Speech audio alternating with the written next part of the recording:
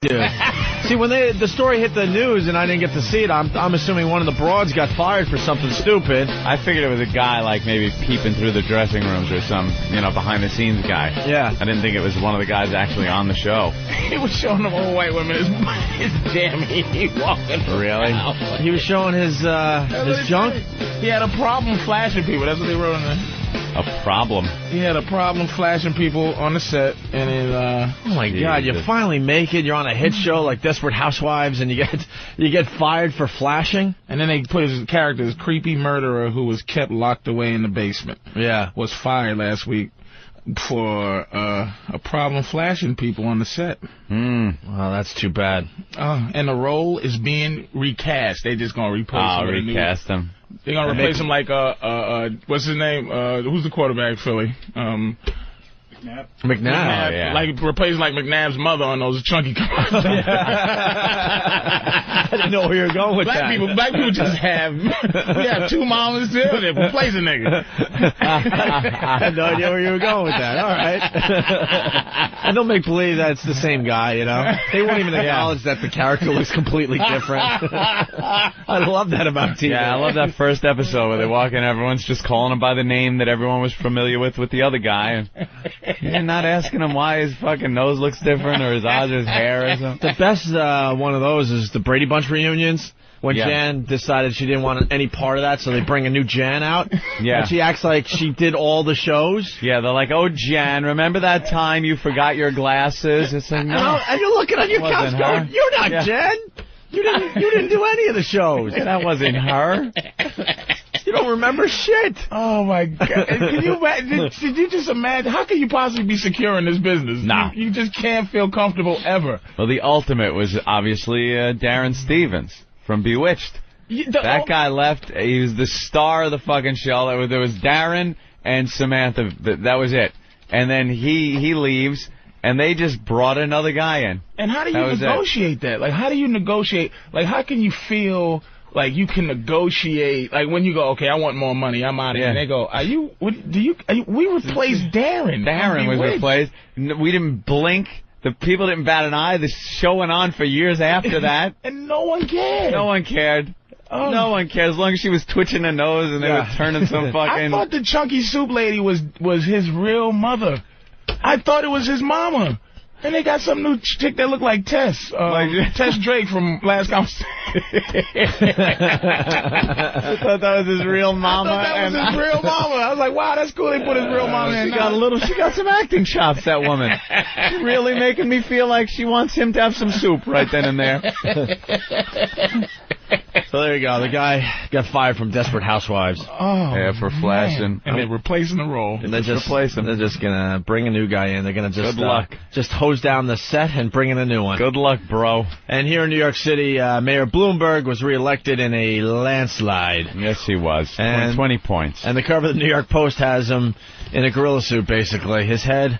Well, I guess his head photoshopped on a gorilla. On King Kong. It's a King Mike. It says King Mike, the front page. Photoshopping is all the rage these days on the Internet. Yeah. You would think the New York Post could Photoshop this a little better. A little better, yeah. They just popped his head on King Kong and called it a day. Yeah, that's a little weak. And put it all on his chest. Like, you can see the entire shoulders and his face is on the chest almost. Yeah, it's not even like on where his head would be. No. They didn't want to cover up new entirely in the New York Post. Oh, is that why you think? His head is poking into the actual headline there. Yeah. Well, that's kind of cool, because he does everything like billionaire style anyway, so it's like, yeah, good. Yeah. Give him a little cheap, whatever. Look at the crowd running away underneath, and you can see they put Farrar down there also. Running away from King Mike. Yeah, it wasn't even close. Just like I told Ben yesterday. Did anyone think it Ben was actually came on the air yesterday and was panicking. He's like, no, you still got to vote, because now they're scared that it's such a runaway that... people are going to stay home thinking, he can win without my vote. Yeah, no, but that works both ways. Don't you think the people that were supporting Ferrer said, this is not it. We don't even have a shot. Might as well We don't have a chance. Nah, I think anybody that voted for him was pretty hardcore fan of his that was going out and vote.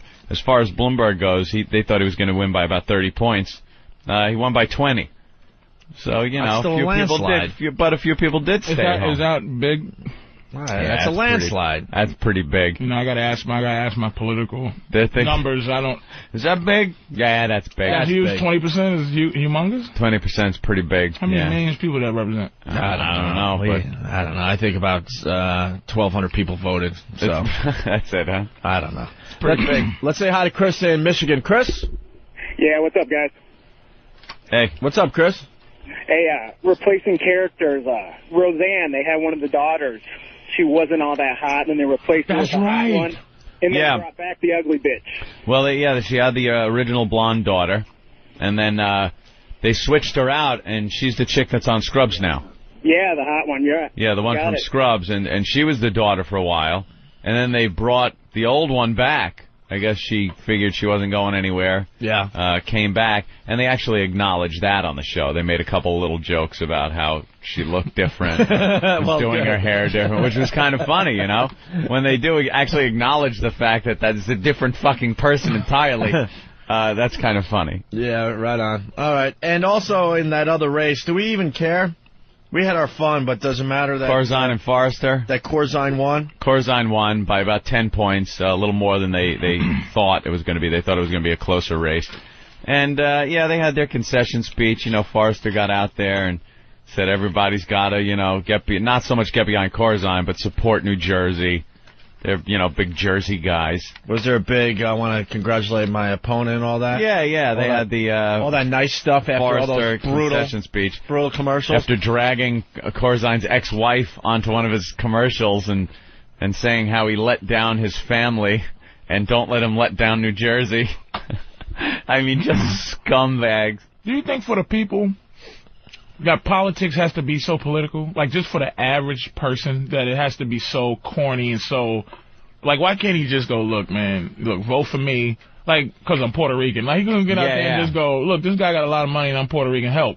It's got to be... Well, Ferrer got out there and he was saying... there are two New Yorks, and we must address both of them, not just the wealthy, like trying to bash Bloomberg that he's got all the money in the world, and he's not paying attention to the lower class or even the middle class. And Ferrar's whole platform was he'll unite all of New York. Bloomberg's done fine. It's not like he's really neglecting the poor in favor of the rich. The guy's got more money than God. He bought Magic Johnson. He does, yeah. And you can see Magic had nothing. He just was bought. Magic was like, I love this guy. People said I would never have a theater in Harlem. And now I do. Thank you, Mike Bloomberg. Starbucks I own. All right now. Yeah. He bought Magic. He had everybody down with him. How could Pharrell win? He did. He had the most beloved mayor the city has ever had, which is that dumb Koch there. Yep. He's loved. He's still loved. Oh, yeah. People love him. He had your boy down with him, Magic. He had all the unions down with him, firemen, police. And Bloomberg was able to go uptown and talk to people without, people going bullshit on him. They actually were putting signs up for him in their stores. Talking about conspiracy, just clear my mind, fellas. All right, I know. I love how Patrice has some certain conspiracies. The black mind has to clear up conspiracies. Of course. I was watching this thing, people said a lot of the support came from his response to the new terror threats in the subway. Oh, okay. Really? You see where the black mind is going in a minute. Mm-hmm. Do you think that Mr. Billionaire might have scuffed him up a little bit, might have had a little something so he can kind of get it comes out to be a false alarm? Right. But we were very suspicious when all that went down about a month and a half ago. Let me tell you, I don't think that has to go over racial lines. They said that's a lot to do with his people, how people feel. They felt like this guy... The city was in a complete panic thinking there was going to be a subway bombing or something, and then it turned out to be absolutely nothing. And he comes forward and puts the police out there and says, we're not going to cave in. And the ACLU comes in about the bag searches, and he comes up looking very strong, saying, screw you, man, we're searching, it's safer this way. Kind of looks powerful. People like that. Could that possibly be what I'm saying it is? I'm with you a little bit. It could. The only problem with a conspiracy theory is the conspiracy... in essence, its whole basis of being conspiracy is that you must conspire with other people. There's the weakness of the conspiracy, is the fact that there's other people involved that all of a sudden can open their yaps. You don't think Magic could have mustered up? Magic? You think Magic could shut up as long as he's been able to open up theaters? Subliminal messages at the Magic Theater? Someone splicing in a frame of fucking Bloomberg during Doom. It's like support Bloomberg. Huh? What did the Russians say? I gotta go vote and get some popcorn. Feeling like is it not possible? I think it's possible. I think it's absolutely possible. Is it insane that could happen? I think, though, some of the biggest conspiracies are so impossible because too many people are involved and they wouldn't shut their yaps. And somebody would have talked. Yeah, we all like to talk. I think the stories that come out where someone tries something and like 5 people come forward and go, this motherfucker just asked me to do this, or this motherfucker, he's a lying sack of shit. Those are... So you think Lee Harvey Oswald did it? Yeah. Yeah, I as far as the Kennedy assassination goes... Really? Yeah. Oh, thank God you said it. Hell no. With the magic bullet? With the whole... with Kevin Costner's movie? Come on. That Kevin Costner movie is fact, my brother. They did it. I watched an episode. They did it to us. I watched an episode of Cops just the other night where some guy is in the driver's seat of his car. Some teen, he's like 13 years old, involved in some gang shit. And the cop, after they were trying to take him out of the seat, he goes over to one of the detectives and goes, "There's a bullet right here on him. Don't lose it." It had come through his shirt, and it was just laying on his shirt. So they had to pick that up. It's evidence and everything. And then the cop showed where the bullet went.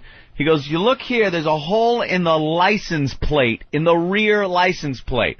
He goes, "It went here, through the trunk." He opens up, through the back seat, hit the back of the guy's front seat, went through his shoulder, and came out like his other side and left the bullet there, which they showed in pristine condition. And I'm like, this is just some 13-year-old fucking gangbanger. No one's setting up a conspiracy. Sometimes this shit just happens. Like in a tornado. You ever see the cigarette through the windshield of a car when someone gets in a head-on? Or the 2x4 perfectly through a telephone pole? Here's the big difference. Yeah. That's what they say, but I believe what I see. That whole thing of believe half of what you see and none of what you hear. I believe all what I see, I believe.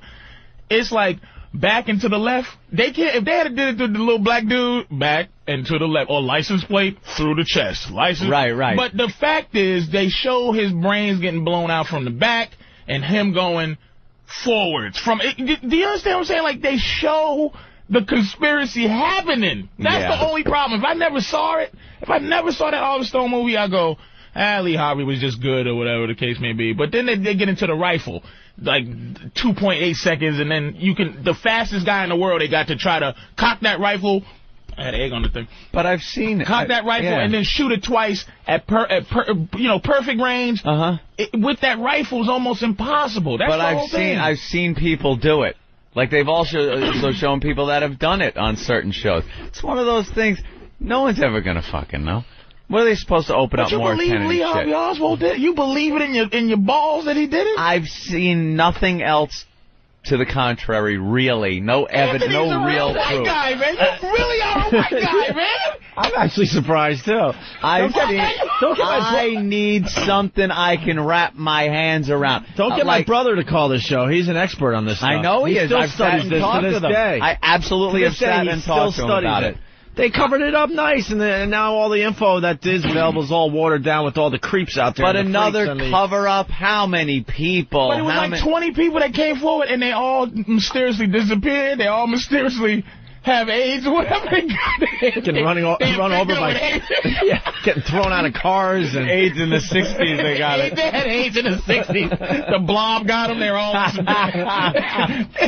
can you not believe that, Anthony? Just on a let's say we just being hypothetical to the highest level. Am I saying you believe that he did that? There's not some possibility that something could be fishy, all right, I'll give you that. The grassy knoll, that means nothing to you. Means nothing. You know, so, we saw a puff of smoke. We saw a puff of smoke. Everyone was... There were 5-year-olds smoking cigarettes back then. Could have just been someone puffing out a cigarette. Everyone smoked back then. I think the Mafia was so powerful back then they had him killed. The Mafia was very powerful back then. I didn't believe the Mafia knocked him off. Well, what about why wouldn't Oswald, a communist, have some problem with Kennedy and want him just shoot him? I think they just got him involved. That good old word Patsy, you don't Patsy. none of that either. I'm not buying. They just got him involved. And this motherfucker, how stupid and why is the do Mafia you have guy to be? killing Oswald? Why did the Mafia guy shoot him? Could you just sit up here with a fucking rifle? Don't shoot the president, but just kind of hang out up here with the rifle while we drive past. He might have been involved, but he was the Patsy. He was like, okay, Lee, we're gonna do this. And why didn't he take the shot as the car's coming right at him, Anthony? Because everyone's looking at you. He waits for him to make that left turn. You know why? And I've noticed. And then shoots through a tree. Because everyone's fucking looking right at you when you're shooting as they're coming at you. Every eye in the motorcade is staring at that building, and if you pop up with a rifle, they could jump all over this motherfucker. You never get a shot. Why not take it when no one's looking? Let me tell you why. Going to jump on this guy. He found a great spot. I'm gonna tell you why. I don't mean jump on him. Jump on the president. Jump on. Now all the eyes are facing forward. All you got to do is look up at that window and see a gun and a guy. It's over, Johnny. He takes the little turn. You get him while he's turning, right after he turns. Now everyone's looking. You're not even in anyone's point of view. Did you pay attention to Donald Sutherland's scene in that movie? I paid attention. That's why I believe in it. The Donald Sutherland scene. Outside the Lincoln Memorial. Donald Sutherland's scene is why I believe it was a conspiracy. That's right. I don't care. I have never read a thing about that goddamn thing. I said, some cracker killed another cracker. But when I saw Donald Sutherland's scene in that movie, I said, God damn. It happened. It's scary that you're getting all your info from movies. An Oliver Stone movie, too. The Terminator's real, too, baby. Well, let's, I don't know, let's move on. We could argue that all day long. Eric in Colorado, what's up? Hey, boys, talking about the election results. How'd Bernie do yesterday? Yeah, how did Bernie Getz do? That's the only reason he doesn't do our show anymore. Bernie was running for mayor, and then he was running for some other office when he realized that mayor was futile. Oh, really? Yeah, he started wanting to run for... Ben, any idea what else he was running for? I tried Comptroller? I don't know what he was running for. I've been trying to get a hold of Bernie for the last couple of weeks to get him on with the campaign. He's still, all he says is... He's either inventing stuff or he's running for an office. Yeah. He's still pissed at Opie.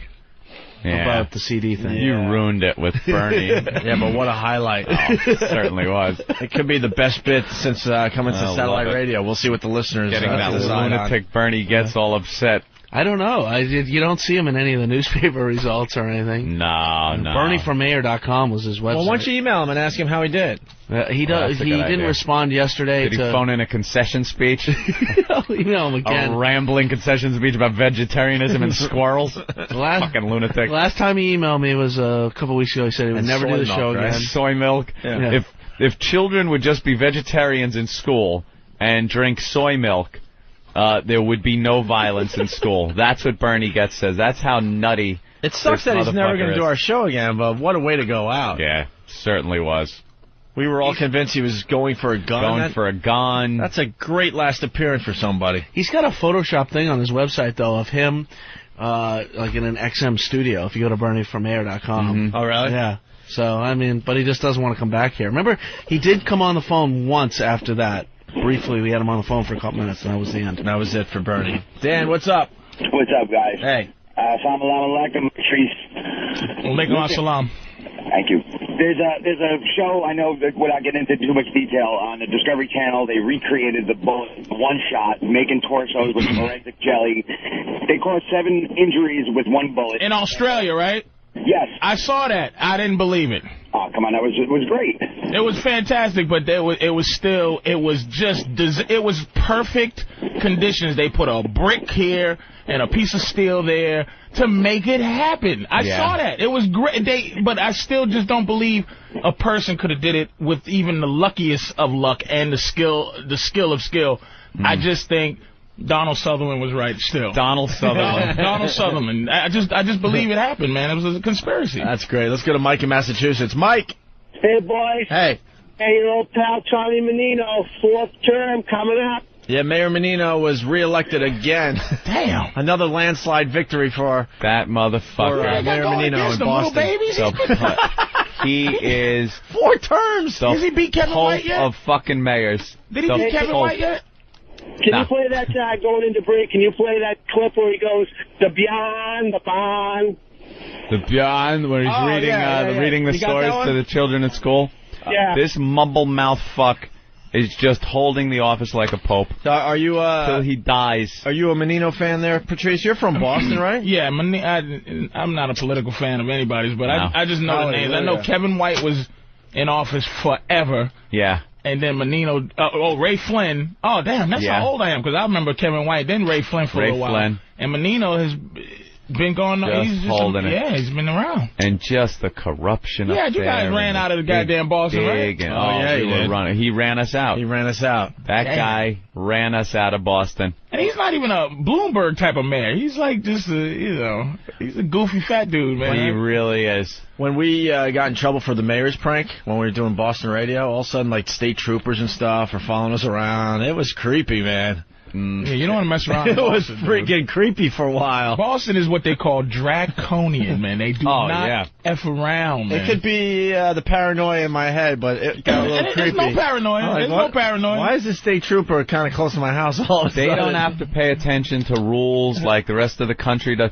Like, there's those southern states where there's the cops behind the big billboard, and they'll come out and crack your headlight. Hey, boy, you in a heap of trouble, boy, and bring you in, put you in jail, no phone calls, no nothing till the judge comes and you got to pay the money. It's that stereotypical thing, and you wonder, how could this happen? Why don't you just call the FBI or some of it? Boston, same way. It's a southern city, man. It's a southern city in the north. There's corruption, there's nepotism. All the cops kind of all are involved in things. Well, that's why I remember the big dig. Remember the big bus all the thing money years ago? The racial bus thing they had? The bus. It was all because it's like that school that they was trying to bust those black kids into years ago. It's because it was a school that was teaching kids how to pass the civil service exam. That's why it was nothing but mix as cops over there. That's why they said, wait a minute. You're taking our jobs when you bust these niggas in. Yep. It's like, because it's the McFarley, McThis, McThat, and O'Doodle. That's all the police. So it's like, we don't need extra dudes to come in here because that means you're going to pass. Right, yes. It's a crazy town, dude. I'm telling you. And I lived in Roxbury, and Roxbury's surrounded by, it's like the black areas are surrounded by the outskirts of the city. Right. You know what I mean? Yeah. It's a weird town, dude. It really is. And everything it's all about some politician getting some money put in his pockets from some fucking project. Or the Mass Pike up there was, they said, once the fucking thing's paid for, the tolls will be gone. That thing's been paid for like 10 times over. The tolls are still there. Because they're greasing the friggin' politicians. Yeah, but that happens in every city. Yeah. At least in Boston, the toll plazas, and when they start getting backed up, they'll just let you through. Really? I've been through that a bunch of times. I've never seen that happen. During holidays and stuff, if the toll plaza is backing up too much, they will just start waving people through. I bet they keep that Easy Pass on, though. I don't know. For the people that are using that. This is going back years. A long time. I've never seen that ever happen. Someone backed me up from Boston. Connecticut did it. Remember all the little fucking 30-cent tolls and 10-cent tolls on 95 all through Connecticut? Yeah. Gone, years ago. But years ago, trying to drive through Connecticut, what a pain in the ass. Oh, Greenwich, a dime. Click. That was worth the friggin' half hour sitting in traffic. You do the Mass Pike to what? To come back to New York? What's the 91? 91? Yeah. Well, so you go 80, the Mass Pike to 84 to 91. All right. So the toll plaza hitting 84, they will open it up during holidays. I've never seen it. Someone will definitely back me up on this. Ever. I've been up there a million times. I can't imagine that. By the way, I found the clip of the fine mayor of Boston. Mayor telling his bedtime stories. Everyone could have fun with this because we call him Mumbles Menino. The guy can't talk. And this is the clip that guy just requested. Dear Farmer Brown, the barn is very cold at night. Did Farmer Brown, the Beyond. That's the mayor of Boston. He was just saying like biatch. The Beyond biatch. Who's going up against him? I can beat him. I'm going. You know what? I want to run for office. You're gonna give it a whirl up there. Give it a whirl. Here's another. Good luck, if I can bro. stay alive. Yeah. Here's another clip. But I also say, anybody who does this work is not for money. I don't do it for money. Let me tell you that much. I see my friends and what they're doing in life. I say, my God. I grew up in the streets of Hyde Park. My father worked in a factory, so I wasn't born with a golden spoon. But that's why he keeps winning, man. People, they just love the people who vote.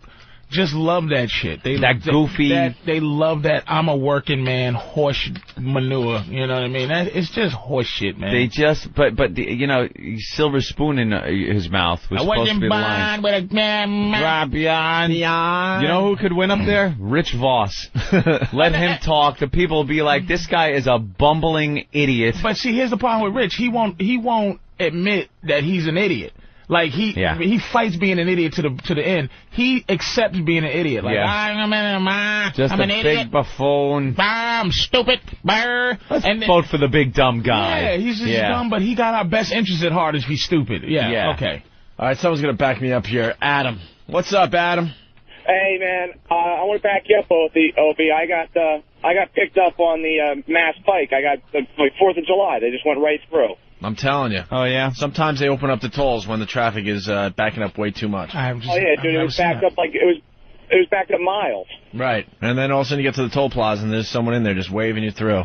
Just trying to clear it up. I swear. Oh, well, bless their souls. We got more Mumbles Menino clips here, Anthony. These are new ones that we've never played, by the way. Nice. Let's listen to this one. You elected me 3 times.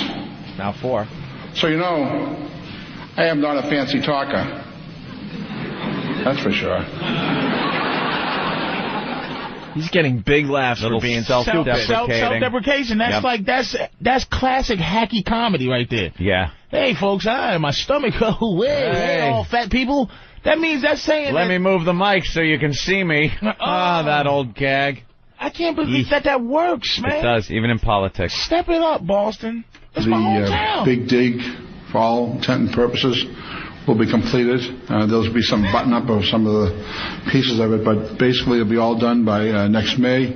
Will not interfere with the Democratic National Convention. And now if you're coming from western part of the state, say out in Newton, that area, you get into the city of Boston within 10 minutes now because of the tunnel that'll take you right downtown.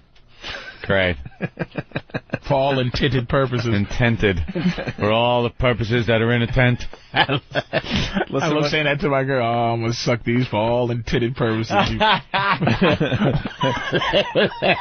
Listen to what he says here. Washington refused to learn from cities that when they cut these programs, people who can't find shelter end up homelessness.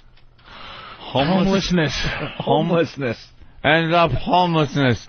People that can't find shelter end up homelessness. Now this doesn't sound like sometimes. It's just no way that people are voting for this guy. No. Like, why he's talking like that? Something's happening. Conspiracy. There's a conspiracy. Do you believe in that? How does this guy hold office for this long? When he can't even speak to his constituency. You know, if that's somebody black, he had to make one mistake. Oh, my God. And I'm going to tell you, folks, that I ain't playing around. Did you hear the nigga man say, ain't stupid? He's gone. Listen to him. For all intended purposes. You know, I don't want my politicians to talk like gangsta rappers. Can you imagine? Yeah. This guy's just an idiot. Ladies and gentlemen, the committee and I will reach some sort of a decision. If we have not reached a decision by then I will possibility of appointing an acting police commissioner. I will possibility of... I don't even know what he's saying anymore. This is the mayor of Boston. This can't happen, man. Shouldn't there be a checklist, and the first one should be you should be able to speak well in public? I bet you if you walked around Boston, no one said they voted for him. Right. Like, did you vote for Menino? No, I didn't. Who voted for him? I don't know anybody. Who voted for that? Who voted? Okay, the people who did vote, why? Like, what is this? What is the charm behind this mumbling nonsense? Let's say hi to Paul on Long Island. Muttering. Paul. Hey, Hey. Yeah, also during rush hour, they let you fucking drive in the shoulders, like in 95. Yeah, they open up the shoulders and everything. That's great. They're all about trying to move the traffic along up there in Boston, I'm telling you. Well, that's Connecticut, really. All right, thank you, sir. Here's another clip from Mumbles Menino. The reason we don't have porta potties this time, because of the large crowds, what's happened in the past, they knock them over and they use them as weapons, and they put it's a safety problem. So we have, we have several public toilets at City Hall, both in the lower level and the entrance, and they could use those facilities also. There's a school department next door, which has public facilities also. And so, well, I think, I'd rather you err on the side of safety than accommodations. They're using porta potties. Porta potties. The reason we don't have the porta potties is because they're knocking them over and using them as weapons. Have you ever seen anyone use a porta potty as a weapon? Yeah. The Juggernaut? Oh shit! The Juggernaut's going to use the porta potty. How is that even possible? Can you imagine some type of terrorist threat in Boston, man? And Menino's the dude. That you got to rally against? Rallied behind? The Arabs. How did you get the guy that was, the mayor of Boston, when the planes fucking came from Logan, gets reelected? Like, how does that happen? I don't care whether he's responsible or not. People could call up and go, well, actually it was this, that. I'm just talking public opinion, the way things usually work. For politicians in charge, and you're in the city that they got the fucking security just, yay, wave him through. But he's a good person to have to take any heat off, because it's the pyramid thing. I'm just an idiot. Yeah, everybody above him can do whatever they want when we're sitting here talking about what a fool he is. But it's like, who's above this dude that's actually doing some white stuff? Doing some white stuff. We found a guy that voted for Mayor Menino. All right. He's a faithful listener of the program. It's Boston Strangler. All righty. Boston Strangler, what's up? Not too much. I just want to tell you why I voted for Mumbles Menino. He had another opponent by the name of Mara Hennigan, and plain and simple, she was a fucking cunt. Oh, they put a woman up against him? Exactly. Yeah, that ain't gonna work up there, when especially. You're just trying to look like you're doing the right thing. You know you're gonna lose the election, so throw a woman. Sully, I ain't voting for no fucking cunt. And that's Boston. Fuck her. Fuck her. That's Boston. All right, you guys suck. That's it. Fucking voting booths up in Saudi. You think they're pulling a handle for some bitch? Fucking cunt. Fuck her. She should be at home cooking dinner and raising our fucking kids. Not running for fucking mayor. Not. That's it. They don't want no bitch in there. But he never said why he voted for Menino. The reason he voted for Menino, because he didn't want to vote for the chick. He's a fucking cunt. Fuck her. So he goes to vote. Just don't vote.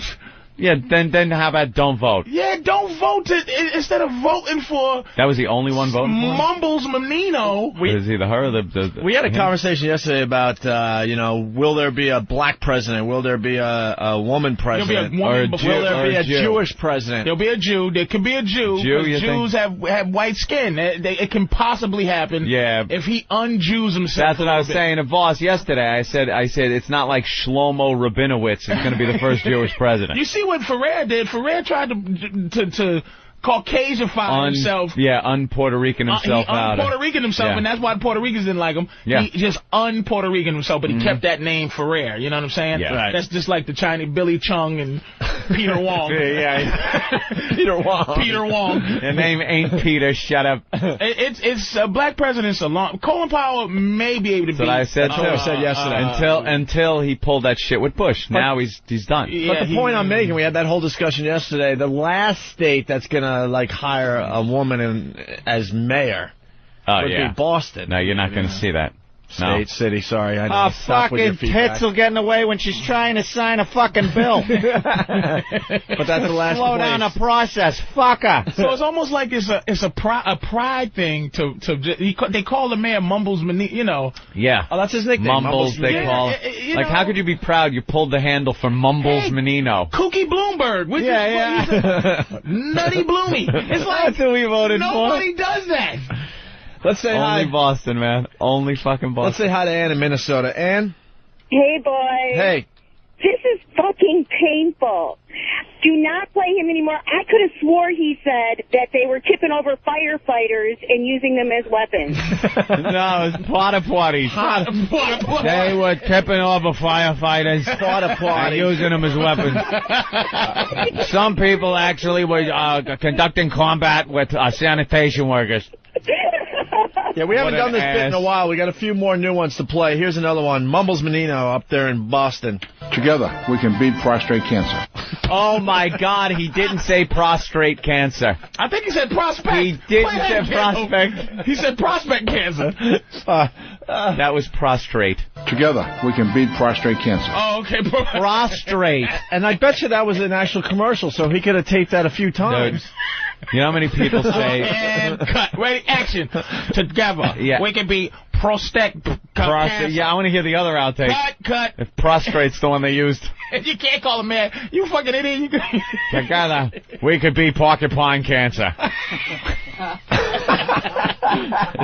Fucking dolt.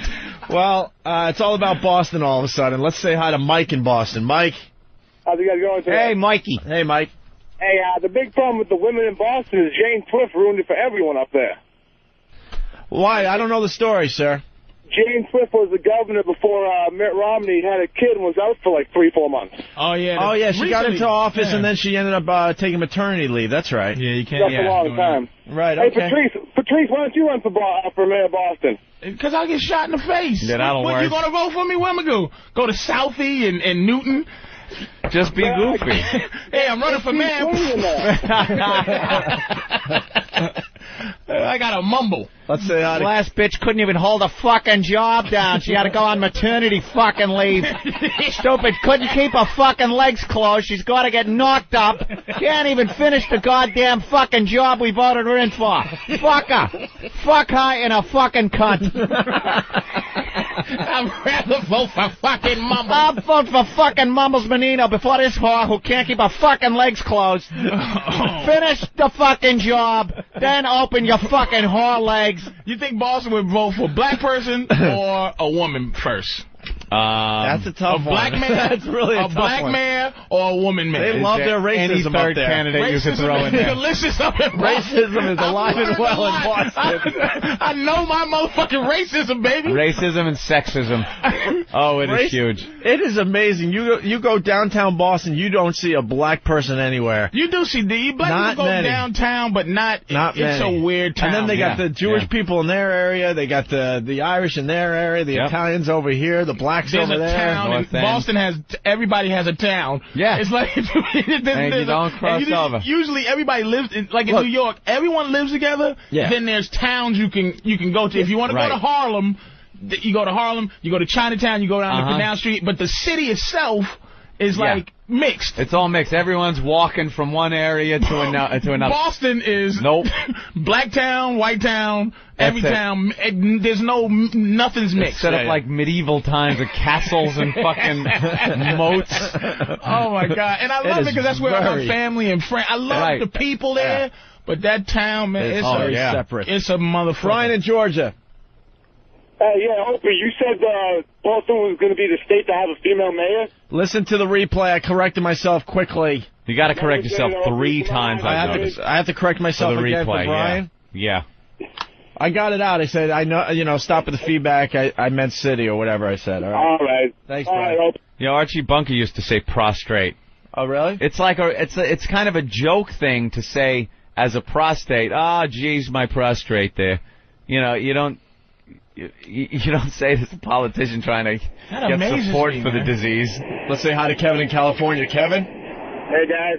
Hey. Hey, I live in California, and I've never seen this guy before, but every time I hear his voice, I picture Peter Griffin from Family Guy. That's what he looks like. Yep, he looks just like him. I think Family Guy, yeah, that's where they got the character from, because those guys are from that area. Yep. All right, punching out. Thanks, Kevin. Let's say hi to Joe in New Jersey. Joe? Hey. Hey. Morning, boys. What's up? I was just thinking, if Patrice ran for mayor of Boston, it'd be like the perfect remake for Blazing Saddles. Oh, yeah. It is true. The mayor.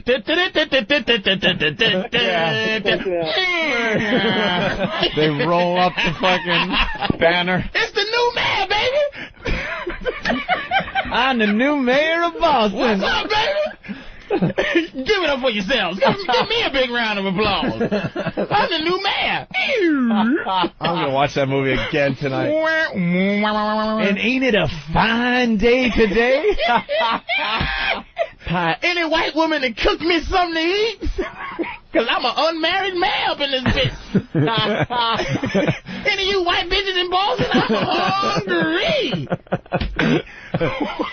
That is just a one-of-a-kind And one of those Pope glass, those bulletproof Pope things. Yeah. Now you hungry, better listen to me now. Ain't no more big dig up in this motherfucker. People with their jaws on the ground. What the fuck is this shit? Is this thing on? You'll hear that. That microphone. Pat from wherever you are. Pat, go ahead. Hey, up in Boston, if you put a black guy against a white girl, that's when we stay home and not vote. Yeah, that's when no one will vote. That'll be some shit. Come on, man. Who would you vote for? Tell the truth. I got qualified man, qualified black man, or qualified white woman. I got audio of Election Day. Let me think. If that went down, here's the audio. Oh. We're here at the polls, waiting. There's 3 minutes left to vote, and it's anyone's race. Just need one person to vote. With 0% of the votes in, we have 0-0. Come on, it's just going to take one person. Well, there are still a couple more precincts that need to report. Let's now go to precinct 3, and yeah, that's all right. Our candidates eagerly awaiting at their headquarters the results of this race. Because I'd win because I say, look, I told any friend I got, listen, go down there and scare all the white bitches in the boat. Pull the handle. Pull the handle. We got more Mumbles Menino audio. The rest of the country enjoying this today. Yeah. You know, we have a fair share of that their operating budget, and we're going to look into all the red line, the yellow line, the orange line, the blue line. God, the reporter's asking a question, and she's just laughing at him. Laughing at him. Hopefully laughing at him. Laughing at him. And he's trying to be serious there.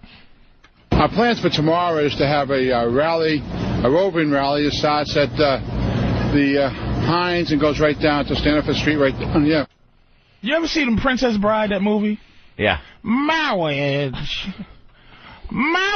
is a wonderful. What is it? The Jewish priest I was giving. My wedge is. It just sounds like it's just. How can I'm getting disgusted. Yeah. It's funny, but I'm like, are you joking me? He won. He just like won. The lady's a cunt, but was she good? Did she well spoken? Did she know the facts? Yes. Did she have information? Did she have a plan? Or did she just go in there, you know? And she was a cunt. Hi. Listen, you fuckers. Vote for me, or I'll come over your house and take your balls. Oh, my God. Today we dedicate this plaque, which will serve as a reminder. Dedicate what? A nigga? Did he say he's going to dedicate this black to black? A plaque. Dedicate this black as a reminder. A remembrance. That's funny on a whole nother level. We're going to dedicate this black. This black. Thank you, man, for dedicating me. And if I could start the bidding at 25.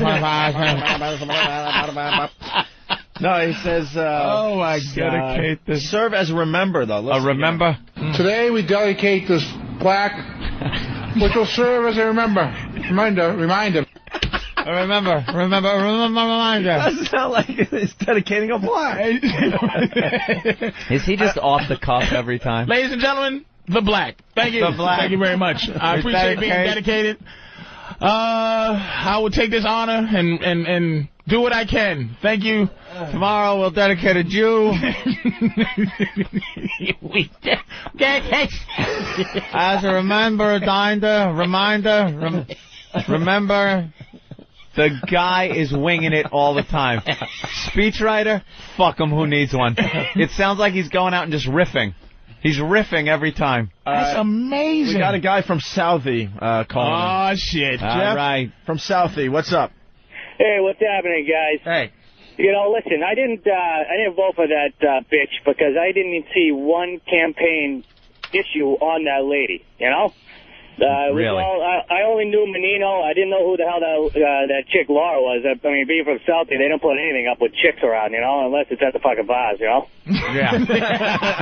Maybe she should have gone with the urinal posters like we have. Where you from, D Street? 8th and Broadway. Can I come over there yet?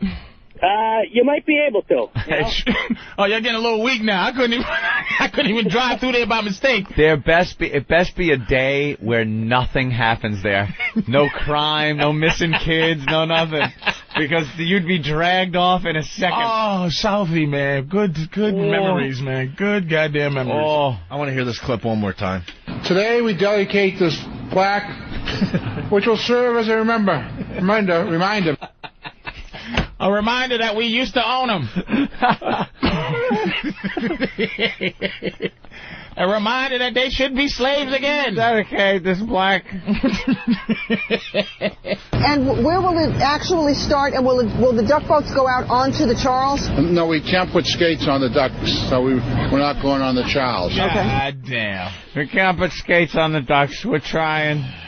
You know what? Thank you, Opie, because this may have to have them do a recount. Yeah. And just do it again. The new vote.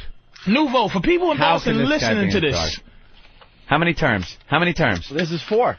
4 That's 16 terms. years. 16 years this guy has been running that city. If I got a girl pregnant when I was supposed to, my kid would be close to the age of voting, and he'd still be voting for this goddamn idiot. Well, I'm telling him to go to school and learn how to speak well, or you won't get hired by white people out there. And there he is. You guys want to hear just a couple more? I love him. And someone else asked if you'd be interested in running for Senator Kerry's seat should he win the nomination. Let me just say, I will not be a candidate I'll seek, but I will accept the draft. I will not be a candidation or seek. Well, he's trying to say that. He's trying to do that famous Lyndon B. Johnson speech. Do you know what it is? I will not seek, nor will I accept your nomination for President of the United States of America. And this is Menino's impression of that. And someone else asked if you'd be interested in running for Senator Kerry's seat should he win the nomination. Let me just say, I will not be a candidate I'll seek, but I will accept the draft. Be candidation. And then he candidation. He's getting big laughs because they're laughing right at him because he's still trying to do jokes. I will not seek a candidation for the dedicated black. I would have laughed just because everybody else was, because I would have been like, okay, was he trying to make Was a that a joke? joke? That was a joke? Okay.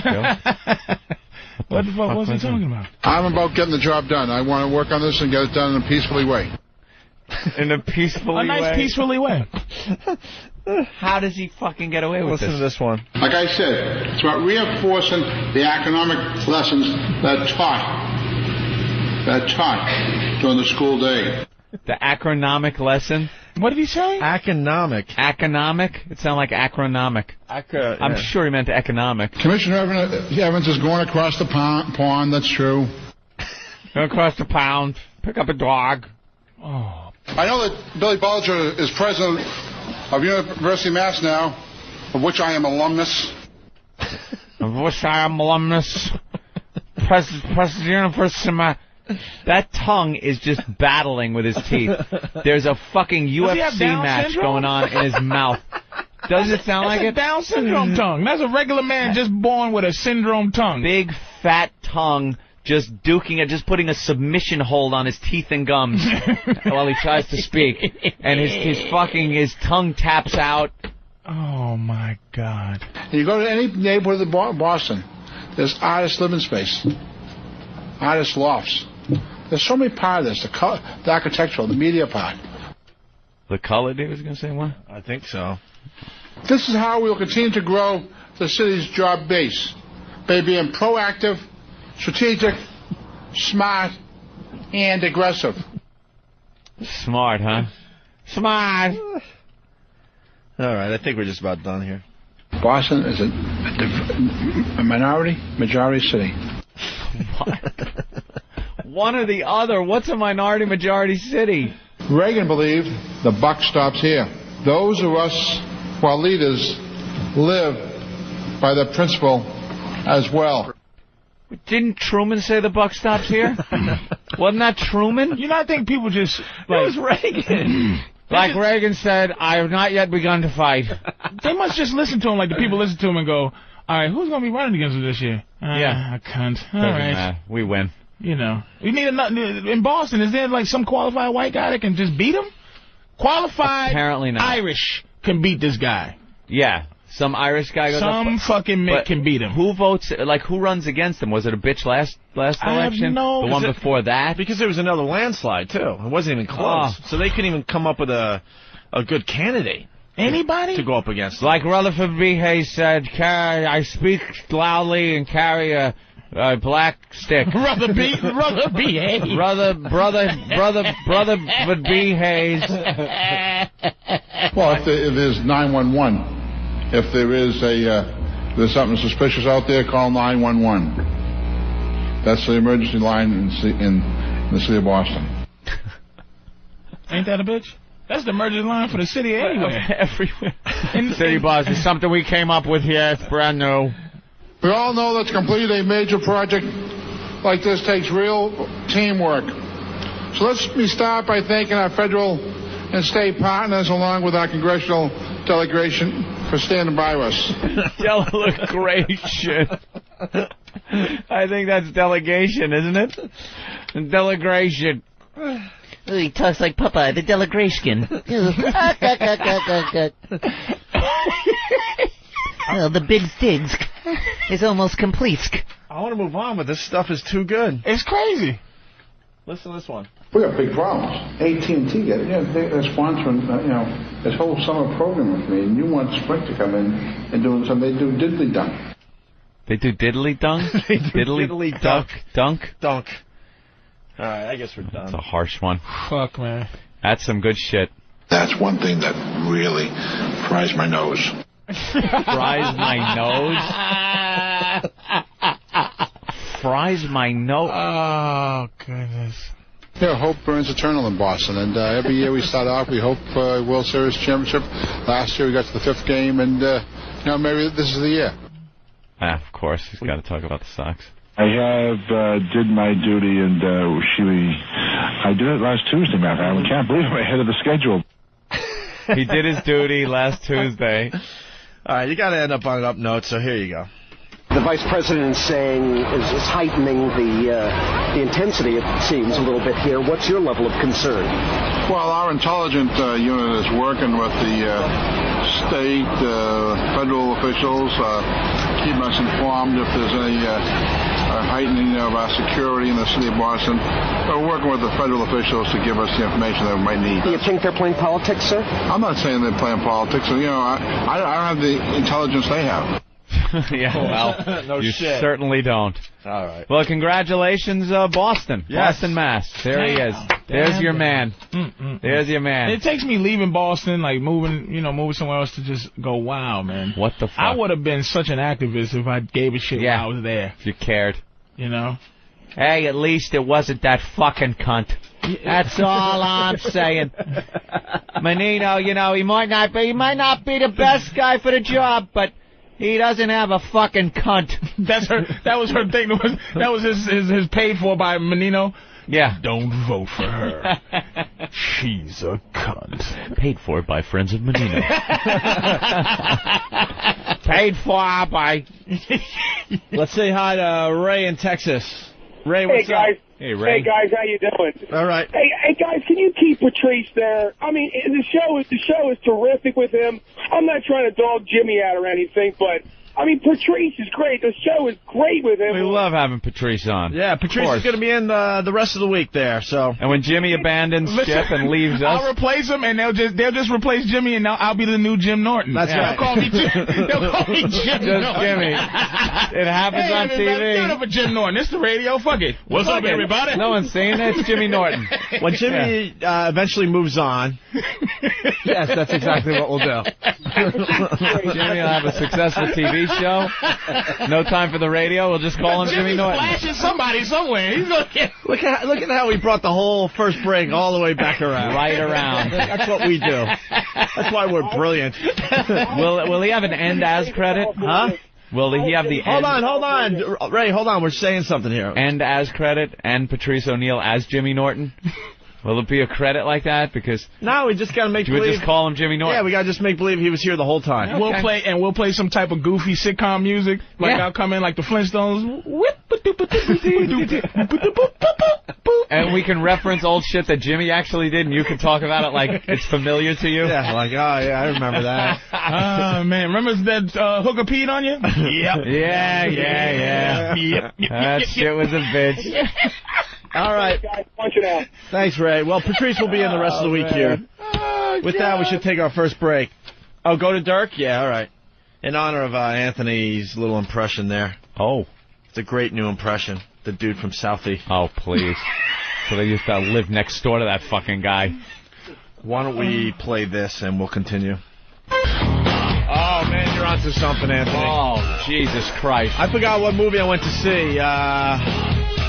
It doesn't really matter, but I saw that. The whole theater was just staring in disbelief at the screen, going, what the fuck? They expect to make money off this movie? I'm watching movie trailers last night. And those two actors in the movie, what were they thinking? Well, they need a part in a Hollywood movie that bad that they're willing to do this shit? I'm watching movie trailers last night. Every so often go online and watch them. Got a nice high-definition monitor on the Mac. You get the movie trailers, like, real good sound and everything. So I watched King Kong, which looks like it's going to be pretty damn cool. Peter Jackson knows how to make those kind of movies. Aren't they going back in time for that movie, too? Yeah, I love the fact that they're not trying to update the shit and make it like New York now. And it's going to be like New York in the 40s be the 30s. Or something? Yeah, 30s? like it was in the original. That looks good. And the effects, look, when King Kong's on top of the Empire State Building and that biplane comes swooping in and he fucking jumps and swats at it, fantastic. It looks really It looks like cool. It's going to be a good movie. Yeah, looks good. Well, we say that about so many of these movies. I know. You hope. Out, you're like, what's the last one that the trailer lived up to the movie? Like you said, there you go. I like those fucking stupid Lord of the Rings movies. I love them. Yeah, obviously. And the trailers look great. Yep. I mean, the big epic battles, shit like that. I like. The other things that kind of bombed, like Troy. I was like, that bombed. It looked like it was going to be a good epic thing. Anything with that fucking Colin Farrell in it now. Oh! You know, there's another one. It's going to be where they come to America, meet the Indians, and of course there's a little battle going on. Yeah, and that looks like, I go, ooh, this looks like it could be good. And then I see him in it and go, pop. Bomb. Alexander, it's gonna suck. Alexander, what the fuck was that about? With Angelina, with that Russian. She's trying to do an accent. There's gayness going on between him and his fucking butt buddy there. But speaking of gayness, so I'm watching the trailers because I was in a movie theater. It was a sold-out movie, and people were giggling and looking at the screen, just horrified. Like, what? They're gonna attempt to make this into a big money maker? Yeah. So what's the name of the movie? No way. I don't even know the name of the movie. The cowboy movie. It's the cowboy movie with the two gay guys. Gay cowboy movie. Gay cowboy movie. It said gay men have the most disposable income in the world just to do anything, and they'll go see this movie. And it'll make enough. Because it probably costs $6.08 to make. No, this looks like an epic. They got, like, big stars in it. An epic gay movie. Epic meaning, on the grand scale. It looks like they really went all out for this high movie. Production value. Oh, yeah, this is high production. So my chick tries to trick me. She goes, oh, put in the trailer for this. It's here. Thinking because it kind of starts out looking like it's going to be a Western. Brokeback Mountain, it's called. Brokeback Mountain. Brokeback Mountain. She goes, put on Brokeback Mountain. That's a porno. I know. I'll break your back, mother. But it starts like, all right, another cowboy flick. Or yeah, whatever. that's how the trailer starts. One of these new westerns. And I go, it's the gay cowboy movie, because I had heard about it, and she starts laughing her ass off like she was trying to trick me to watch until it gets to the gay parts. The gay parts are very, very apparently it's just two guys that are cowboys or something. They go out fishing or whatever they're doing out on the plains there. It's modern times. It's not like an oldie time thing. And they apparently have girlfriends or they're married or something. They're doing this on the DL, I guess. Oh, so it's the DL. Well, they don't know, I think. So they hook up, and all of a sudden there's some gayness going on between these two cowboys around the campfire. I hear this film is full of just about the hardest core gay sex regular. America's not ready for this as a country. No, man. No. Just being in a packed movie theater when the preview came on, you could tell America's not ready for this movie. Me and my friends at some point in my life would have stood outside and pointed, we went to see this movie, you faggot, faggot. You fag, look at that shit. You went to see Brokeback Mountain? Pussy ass. Write that down. That's a great idea. Opening night. Send somebody. Yeah, you went to see Brokeback Mountain? You faggot. You mother. No, you don't interview the obvious ones. You interview the guy that's with his chick. Yes, chick. Why are you here? Why are you even here? She dragged you here to see this fucking movie, you pussy whip motherfucker. Did you make a deal with her to go see Bushface Boulevard, bitch? Can I go see some lesbians? Yeah, where's the dyke movie? Yeah, you try to drag a chick for that. No. I would not. What you get in return is what I want to know. But a real dyke movie would be Dyke. So this English comic said the funniest joke is like, people think we want to see lesbians have sex. He said, no, we want to see pretty girls. Right.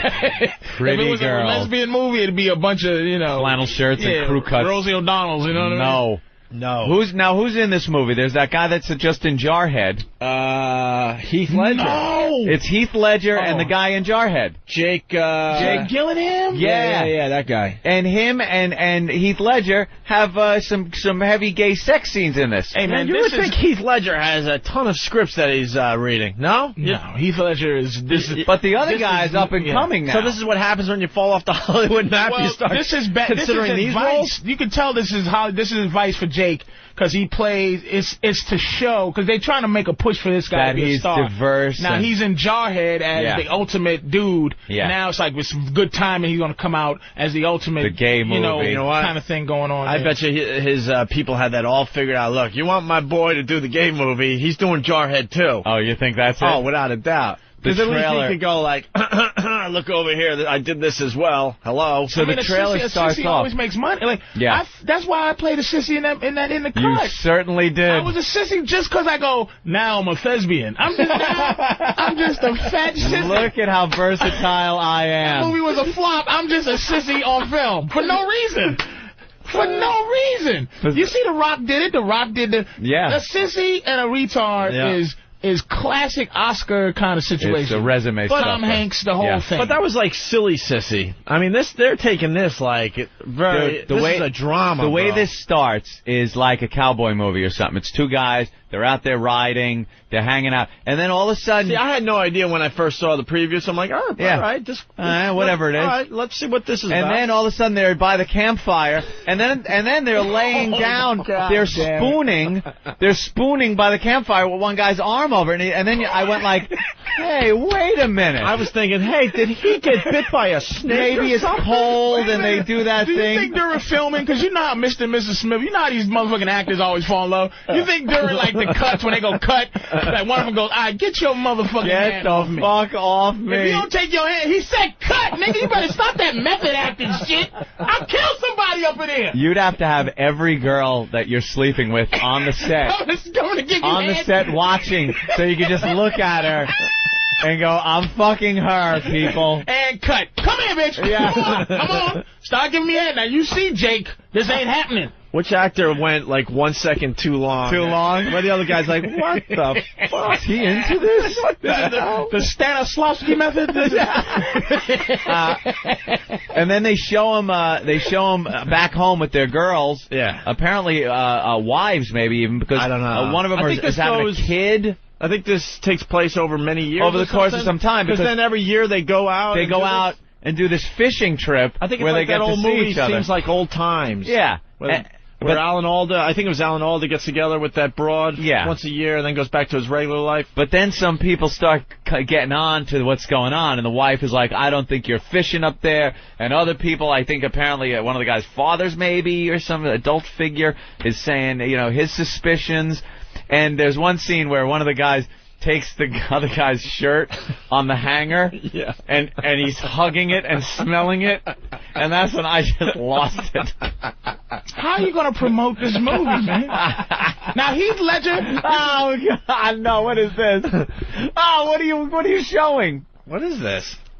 It's clips from the movie? Oh, that's from Jarhead? Oh, all right. Is he dancing around naked in Jarhead? Oh, I think he might be gay. Heath Ledger, I can see, though. Heath Ledger was in trouble. He did, what did Heath Ledger do? That King Arthur-y kind of movie. It was a rap after that. It's like... Did the Mel Gibson movie. That was great. What was the Patriot or whatever it's called? Oh, he was in that one. Years ago, That was a long time ago. Yeah. No, he did another period piece where he's like, a knight or something. Yeah. This could be a good movie for Heath. Through. I don't know. This is, what movie? The star should have been Heath Ledger and Eric Roberts. Like, guys that it really could help to be like, wow. Eric Roberts, where's he been? Or who's the guy they bringing back now that got all swelled up from drinking and stuff?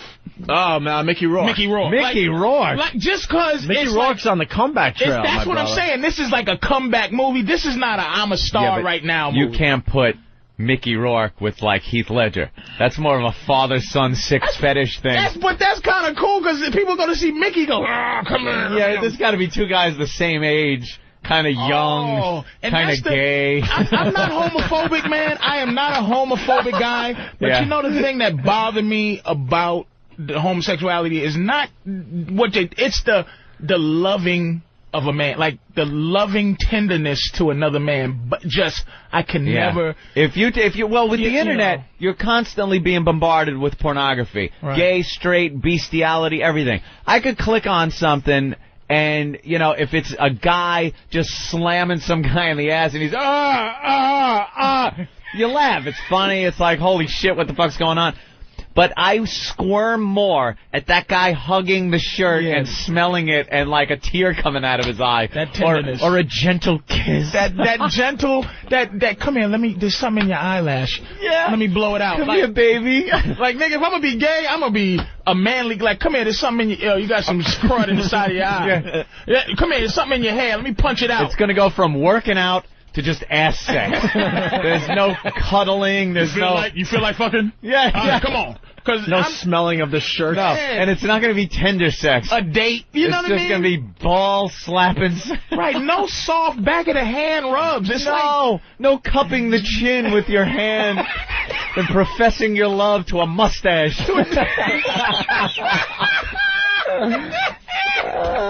ain't happening like that. Hey, Frankie from Whackbag. Frankie.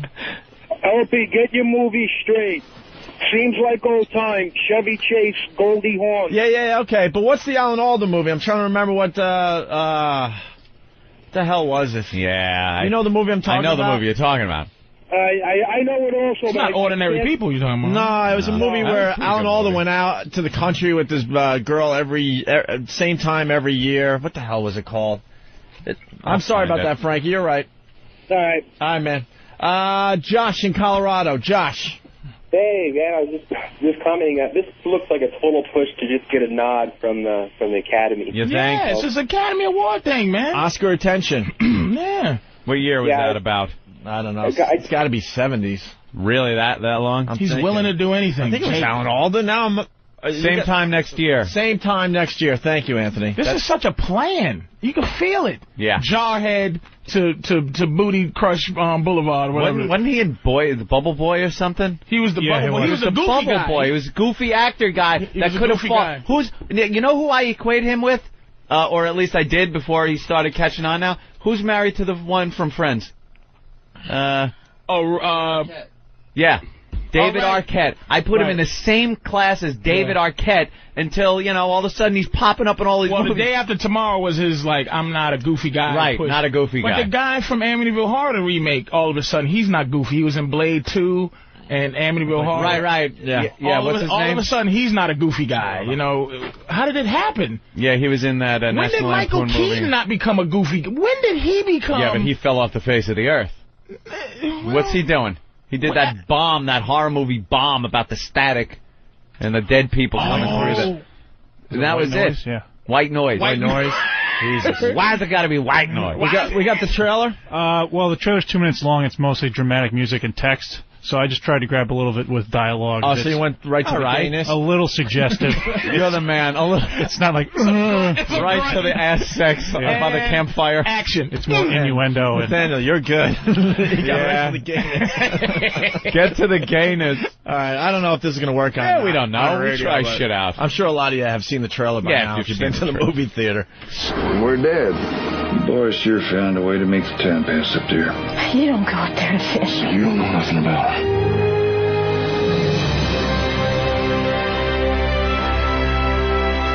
Sweeping, epic music. You have no idea how bad it gets. If you can't fix it, you got a standard. I wish I knew how to quit you. I wish I knew how to quit you.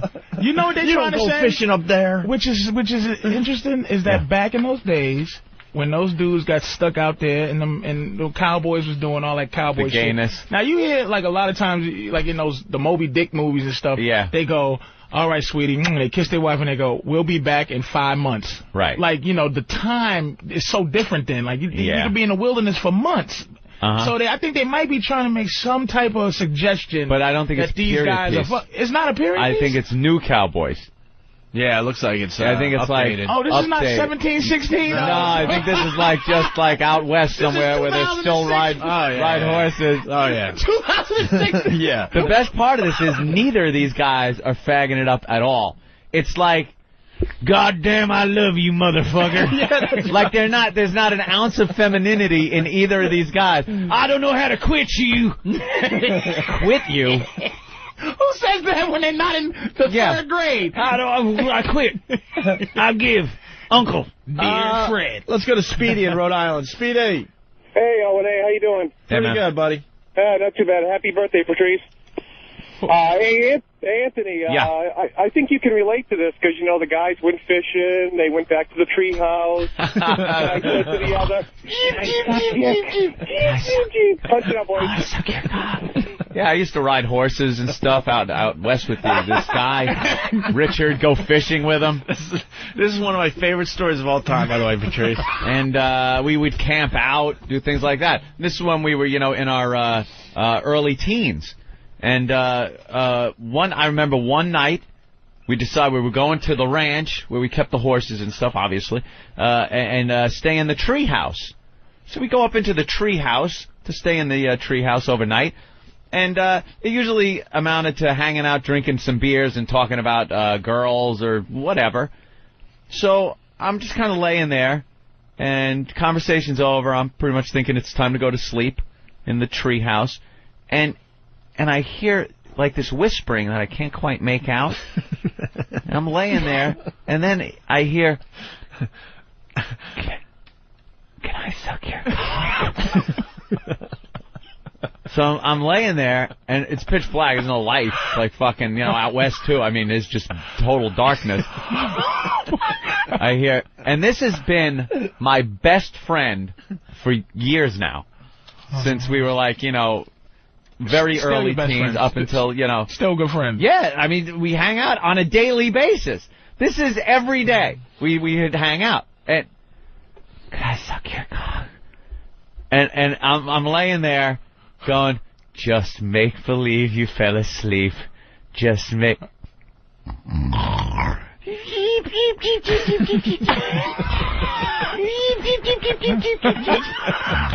did the curly. I was hot. Now I'm turned around facing the wall, and he's on the other side of me, and believe me, fully clothed, so I'm not worried about anything. Yeah, but you got to wonder, man, this might not be the best position to sleep in. Well, fully clothed is fine. You don't want to face him face to face. If he can fuck me through my jeans, right. God bless him. I figured this is good because I don't have to look at him, and I don't have to acknowledge him. I don't have to make a face like I'm faking asleep when my eyes are like saucers. I'm freaked out. I'm just laying there You just going, saw a ghost. oh my God. I'm just everything's racing through my mind like, please make it a chick that just climbed in here and sounds exactly like my friend. Anything but what is really happening. But how'd you stay friends? Like, how'd you after that? That's shocking, man. Yeah. The next day, it was pretty much changed the whole complexion of the friendship. But you had to make believe you never heard what he said the night before. Yeah, that was pretty much it. I'd never heard it. I was asleep. Hey, man, you want to go out and Buffalo Russell? Listen, I saw a couple of alligators and some pterodactyls. I want to go pterodactyl riding. We still hung out and shit, but it was just never... It just wasn't the never same addressed, that, huh? and it was never the same. And I wound up coming back to New York a short time later and stayed here in New York. Oh, so you're not friends anymore? No. This was years. But I did go back in, I think, like around 87, 88. Mm-hmm. Went back there to visit my father and his wife, and brought a bunch of my friends out with me and shit. And he was there. Oh, boy. So because he remained friends with my father and Corey. Was you on the radio then? Wife. No, not yet. Oh, okay. Not so yet. he hasn't talked to you since you're on the radio? No, he goes, hell no. So you heard that, huh? He was in between seasons of filming Who's the Boss. What? Oh, yeah, right? So, and now it was just blatant. The guy was a flaming fag. Like, we went out there. Oh, he came out, he obviously said, stopped trying to cover it up or anything. So, we go out there, and we all went hunting. Mm-hmm. We were going pheasant hunting and shit up in the hills. Had all our shotguns. And my father's like, Richard, you going to come along with us? And Richard decided no, he was going to stay with Corey because she was going curtain shopping. So as everybody's going out hunting. Early on? Like in retrospect? Growing up? In retrospect, yeah, looking back, I was like, how did I not see? He was one of these guys who was like, he wound up being a male model. He was like a beard for Christy McNichol, who was a dyke. So when Christy McNichol would go out to these events, he was with her, like they were a couple. Oh, to pretend. And stuff. And he wound up being a model. And girls were, like, always, even as a young kid, was swarming all over this guy. So what was some of the things, like, when you look back, what do you have, a pink lunchbox? Like, whoa, that's a very sexy Barbie lunchbox you brought to school Just today. a little feminine, maybe. And all the girls that were coming on to him that he would just blow off, like, wouldn't even talk to him. Like, we'd be hanging out, and I'd be drooling over these fucking shit, like, trying everything.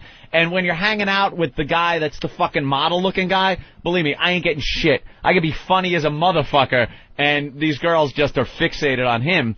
And he's like, he has no club. He had no interest whatsoever. That's always a sign for me, like a dude that doesn't, like the classic way to pretend, if you're gay and you're trying to pretend you're not, you have to talk degrading about women when it's only guys around. You can't do any, I don't like that. You gotta, if a guy goes, man, I smell, you gotta go, oh, how was it? Oh, you can't go, hey, you pulled her hair. Why? Like, dude, you can't, that's like classic, could be gay, don't do that. Just fake it.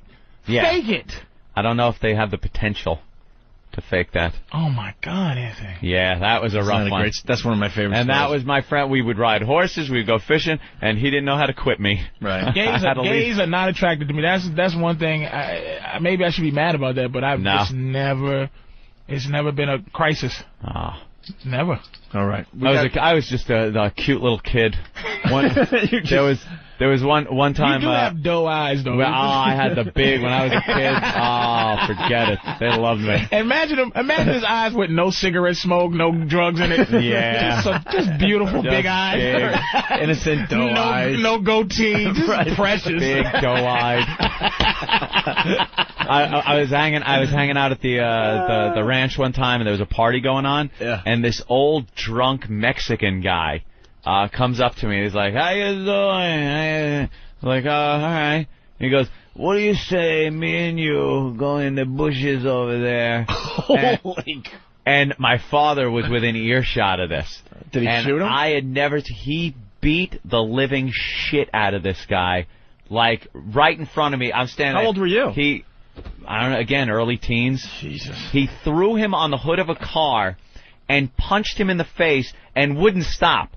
Just wouldn't fucking stop. And you came up with those beautiful eyes. And I was like, Daddy, stop it. Blink, blink.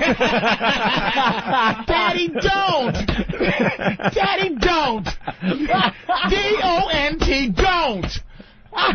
That's going to make me laugh all day. You don't blink, blink, blink, blink with my little lashes. Oh, my God, all right, listen. We got to move on. We have so much stuff today. Oh, shit. So much. Fucking old Mexican. Anthony was a sexy little boy. I know. That's why this show rocks. Some days we have a lot of stuff, and other days we just, like, make it up as we go along.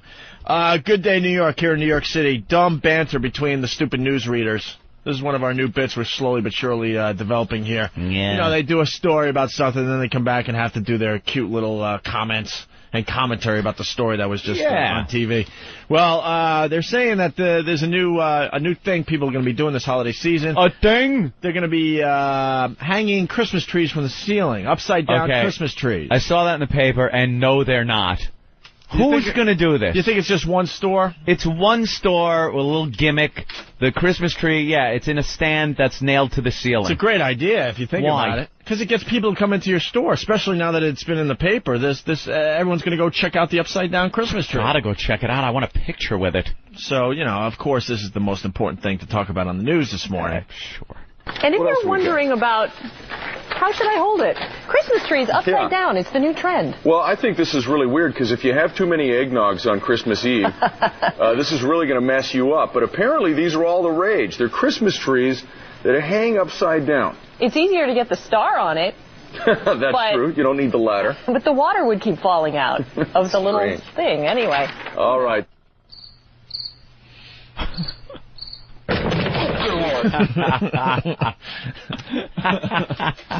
That's why we get paid the big bucks. If we did comments like that, the water would all fall out. The hole, even on the news, the hole stinks. We would have lasted maybe a month on XM if we had comments like that. But they're allowed to do that on the news every day. All right, they're doing it more and more, too. They commented on... I think they had a Christmas tree story yesterday when they were cutting down the big giant Christmas tree for the Capitol building. Yeah. And they talked about how would you get it through the door? This tree is like 800 feet high. How do you... But that's who they cater to in this world. Like, absolutely. There's some people who just go, they do that with them. Like, how would you? See, I'm living in a different world. I'm convinced that they're not catering to people. That they're You really think more people are enjoying that type of banter when they watch it on TV? I swear to God, I'm amazed. Middle America, man. Middle America is giant, Opie. But this is New York. Yeah, but they still catering to there's the idiocy of Middle America. Even people here are in New sitting York. there listening to what we just played and kind of laughing along, and they're enjoying that, right? We are mean, and you don't realize how mean we are. Like New York. And our humor is just not the rest of the country, dude. No. These middle people are offended very easily. Very easily, and they're entertained very easily. Like the dumbest things, like those little comments. They love sitcoms. That's your proof right there. Well, not Look really. At some of these the shows went away for the reality program. Exactly. Okay. See, again, they love this shit. I was entertained by the reality program at first. For a little while. At first. It's the simple shit that most Americans really enjoy. I'm out of the loop. I'm just like, no way are people enjoying this just stuff. circles that's how I feel about it, too. It's just like, you gotta be, you just make me laugh because you go, that's funny. People go, funny is it's an opinion. No, it ain't. You go, nah. That shit's funny like the sun is shining. Funny is funny. You know it. Yep. You know what I'm saying? It's like this when they go, and the thing. And I just think people just are comfortable not being edgy or I don't know what, but people are into that, man. I think as viewers, they just gave up too. People gave up trying to entertain people, and then people at home go, this is the best it's going to get, so I guess I'll just laugh along. I'm serious. I think everyone has just given up people trying to entertain. Fired for horse shit. They get comfortable on their programs, you know? I watched Letterman last night. I'm like, man, this guy got comfortable. Yeah, this guy used to be out of the studio doing bits left and right. Letterman's now no he's doing kid jokes about either. Now he's doing jokes about New York City that don't even pertain to the new New York City. Like quadruple bypass. Yeah. Like. Then why is he still on TV? Is there a young a zillion a year? He's not going to give it up. Isn't there a young but isn't there a young go-getter that's willing to bring back that type of TV? People still watch? Hitting the streets, doing the bits and everything. He has that thing. He's not going to groom anybody to take his spot. You know, that's why he has but it's not mundane shit following him. He's not grooming a successor. The guy that came on after him wasn't going to be a success. No one's going to watch him every day. Well, it's Craig Kilborn, and now they got the new guy. This goofy English guy, right? Who's just not. Letterman is not grooming that to happen, man. No. Conan is working that show on a nightly basis, working hard and coming up with all sorts of very creative bits. But he's on in the middle of the night. Why not just move him up now? He's got the. I don't get that shit. To where? Tonight Show. He's got. Well, he's going to get the Tonight Show, so that's maybe not the best example. But obviously Letterman's just kind of calling it in. So why behind the scenes aren't they trying to figure out what to do? But that's like trying to get rid of. Pay him off and bring in a new guy. That's like trying to get rid of Carson when he was evidently getting old. Yeah, Carson seemed like he was doing it right to the end. No. I don't remember anymore because that's a long time ago. When he left or was forced out, like some people said, he definitely wasn't at his peak, but he was still watched. There's still a fire. I mean, Letterman is completely and I want to see it, because he's like an icon. You got to be nervous about trashing certain. Reason, but the dude, it is Letterman. Like as a comic stuff, when I first started, it was like two things you could do. One's Letterman. The other one's HBO. You know what I mean? Yeah. It's like Letterman was like, I want to do. No one even wanted to think about the Tonight Show after a while. It was like Letterman was the cool thing to do. Now Letterman is like, he's just calling it in. He lost the passion. You see Jay Leno, he still has the passion. And it amazes me. If we have a bad show, I go home and I beat myself up. And I look at these guys that do the same, the TV shows or the radio shows, and they don't give a fuck. They don't care. As long as they get the paycheck, they got the big contract, they're like, fuck it. It seems like they just have a fuck it attitude. But the people that... And then us, we're stuck with bad entertainment on TV, and I think we just sit back and just go, well, this is the best it's going to get. But the people that reach out, they're always corny. Like I said, man, it's like I do this bit on stage about R. Kelly and how is he still famous with the accusations. Yeah, which was great, by the way, when I saw you at the Avery Fisher Hall show. Well, last Lincoln Friday Center. night. Yes, Lincoln Center with Patrice O'Neill. And it's like, I think, how do you get accused of peeing on a little girl and still have a career? Yeah. That's because the people who ruin your career don't know who you are. And the people that spend time making and breaking careers are those middle-aged people that think corny shit is funny. Like, your listeners aren't going to destroy or take a career away. They'll come in and say, you suck, but they're not going to just band together and have this collective thing where they're going to destroy you or right. It's telling you, because people who like funny, that's all they like. If it's not funny, go fuck yourself. If it's funny, that's some funny shit. We're not passionate about anything else except for laughing and having a good time. Yeah. But these fucking women, these blue-haired and goofy bitches that you see, these tourists that come to the city with sparkly sweaters, those bitches are retarded and they got time. And I want to clear this up, too. I don't want all of entertainment to be like us, really edgy and really just putting ourselves out there. But I just want to see more shows and stuff where you could tell the guy has passion to do what he's doing. Right. And he's definitely still trying and working hard. I just don't see that anymore. Why is Seventh Heaven still on? It's amazing, man. Why is that show still on? It's kind of like when we joke about the comics in the newspapers. Yeah. Who the fuck is still reading that shit? Who's reading it and laughing? and thinking Beetle Bailey is funny. They got 4 or 5 pages dedicated to comics that I just know no one's reading. Beetle fucking Bailey.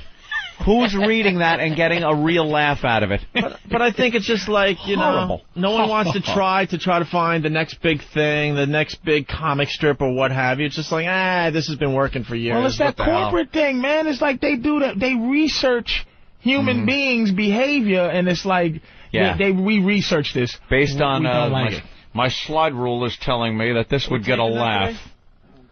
Fuck. What's that? Hold on a minute. Don Imus.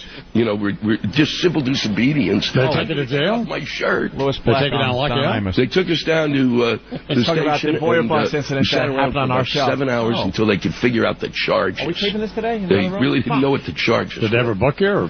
They booked us and sent us to the Tombs. Really? Yeah, which is a delightful place. And how anyone ever goes into there once and thinks, gee, you know, I'm going to steal something again. When you're walking down it's 19 I guess maybe it was 2000. Yeah. You're walking down a corridor in any building anywhere, and there's a sign that says wash your hands because you might get tuberculosis. I'm saying, what is going on down here? I thought we cured it. And but all the cops were terrifically nice. Well, they haven't cured it, Louis. Well, they've got to. They said, I don't know how to quit you. It's like that smallpox vaccine. Don't lie to me. Then get out there and do some work. I don't need TB. We got over that. It's 19 till the hour. We're talking more about Louis Black coming up. Man, we missed it, unfortunately. We're not taping this today? No. Talking about the Boyer bus? There's a guy that definitely has passion and still tries to, you know, put on an entertaining show every day. Don Imus. Louis Black is on Imus, and we had an unbelievable incident where we had something like 13 guys arrested for the Boyer bus incident. Yeah. And Jim Norton was arrested, and he went to the Tombs, and Louis Black was in that day, and he went on the bus. He got arrested. It was a huge, huge story. Psycho Mark. And Louis Black had a book out recently, and I don't even think he mentioned he didn't even mention the Boyer bus. No. That should have been a whole chapter, but that's an example of, I think, people behind the scenes saying to Louis, look, this is not a good idea to write about this. And it's a great story. You should have seen HBO. He got so much mileage out of that story after the fact, you know? Topless girls and a bus that was completely glass. Yep. Driving around, showing their tits right down Broadway. People just don't, you know, like HBO, you think HBO just says do anything you want, but it was like, some of the stuff I did, they were like, really? I think it's too much of that. Wow, because Jimmy said he didn't have a problem at all with HBO. Right. It wasn't a problem, but it was a problem. It was insinuated as like, you know, we don't like, because I talk about rape and shit, but I try to make it funny. Nate from Boston heard the whole thing. Nate? How you doing, guys? Hey. Yeah, I just quick watching it here before I left the house, and Imus was on and had Louis Black there, and he was saying that Opie, you must have saw him at a book signing for his wife. Yeah. You guys got a picture together, and he was saying how he was either your father or your grandfather. He couldn't figure out which one it was, and he popped it up on a website, and then he just kind of threw it to Louis Black and started talking about the bus incident when he got arrested. Yeah, we had, it was unbelievable how many people came out that day in New York City. Thousands and thousands of people as this bus made its way all the way down to City Hall and back. And they got arrested on the way back to the, pulled over, and then everyone on the bus got arrested on the way back to the station. What a day. It was an unbelievable day. All right, Nate. All right, punch it out, boys. Thank you. Anyway, that derailed us a little bit. That happens with Imus. Out there, he's out at his ranch.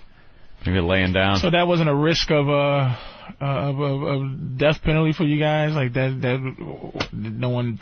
We thought we were going to take get fired. You away. We thought we were going to get fired for that one. For the Boyer bus? I didn't. I swear to God, I didn't. But Anthony's usually better about that. I thought we were getting fired. That was a huge police involved, and that got ugly. Yeah, the mayor had to go on TV and comment about us. He called us stupid. What keeps Mayor you guys, Giuliani called us stupid. After a couple of things like that, and then after the big incident, that doesn't make you David Letterman-ish. That doesn't Lettermanize you, motherfuckers. Lettermanize. Where you go, well, I would, but we're still pushing it. I still feel like we're gonna do something, not on purpose, that gets us in some deep trouble again. Yeah. It also takes more than a year to concoct to get the things we want to do together, get the audience that we need to pull off some stuff, things like that. People think you get on the air and instantly you can get 25 girls in a room to sit in a barrel and fucking put shit all over their heads in a barrel. It just doesn't happen. It takes a while to build an audience so you can get the people and they understand the show and know what it's about and become fans and want to come down. So everybody from the old school joint didn't just say, hey, I got XM now, hi. No, doesn't happen that way. No, it doesn't happen that way, and Howard's going to find that out for himself. Yeah, that's a pleasant surprise when you get somewhere and realize you we have got a to build huge an audience, and XM is very, very happy, but the fact is we're still building an audience of new people. Well, there's people that, they call up, they're like, I can't get enough of you guys. How long have you been listening? 2 months. 2 months? Okay, thanks. We've been all here the a year. stuff you've missed? Now we got to do it all over again, just for you, asshole. Shit. But there's a website, oavirus.com, that has the Voyeur Bus show and everything else that we've done in the past, I guess. Get it there. Let's say hi to Anthony in New Jersey. Anthony! Hey, fellas, what's up? Hey. Hi. Hey, I happened to catch that as well, and why Imus did say, hey, big fans of the guys. Louis Black said, yeah, I haven't been able to contact them or get down to the studio or hear them yet. And Imus goes, yeah, either is anybody else. So it was a little shot to the That's funny. Later, guys. All right, we're doing just fine. And Louis Black knows where we are, and for some reason he's decided not to come by live. We got him on the phone once. Well, Louis is getting big, man. That's great. It's the golden handcuffs, man. That's great. Motherfuckers around you get, not that he's too big to do it, but you get too big to you get afraid to lose something. He doesn't want to be getting arrested again. I would like to think that now that he's getting bigger, he's got bigger people around him, and they're the ones that are influencing him, saying, that, those people right now. You might want to right. stay away from Opie and Anthony these days. It's a shame. Yeah. It's really a shame. Because we did a lot for him, and he did a lot for us back in the day. What? Why the eyebrows? I'm listening. Oh, all right. We did, though. I like Opie's really got a Godfather thing about him where it's just like, dude, it's insinuated evil going on. He's just like, hey, we did a lot for him, he did a lot for us. That's all I got to say. Mwah. Give me a kiss. I'm all about loyalty, man. You know, and a lot of people around us show loyalty all the time. And then there's others that you can tell they just used us on the way to the top or whatever. You think it's you? Now I'm not setting myself up just in case I get famous and I say, go fuck yourself. But I'm that's funny, right? I'm like saying, it's like Louis Black, like you said, how do you... I happen to feel like I'm a perennial loser, meaning that even if I get connected to, like, feeling like I'm going to be able to go, hey, you guys, can't fuck with you no more. Mm-hmm. I would never do that because I just feel that that's my aura is to just always be out. And then you get connected with guys who are out and have fun, and y'all make like a team. But it's how do you fight this business when they threaten to take away what you think you have? You know what I'm saying? Yeah. How do you fight this business? I would love to go. Not everybody goes, man, fuck you, I'm not doing that.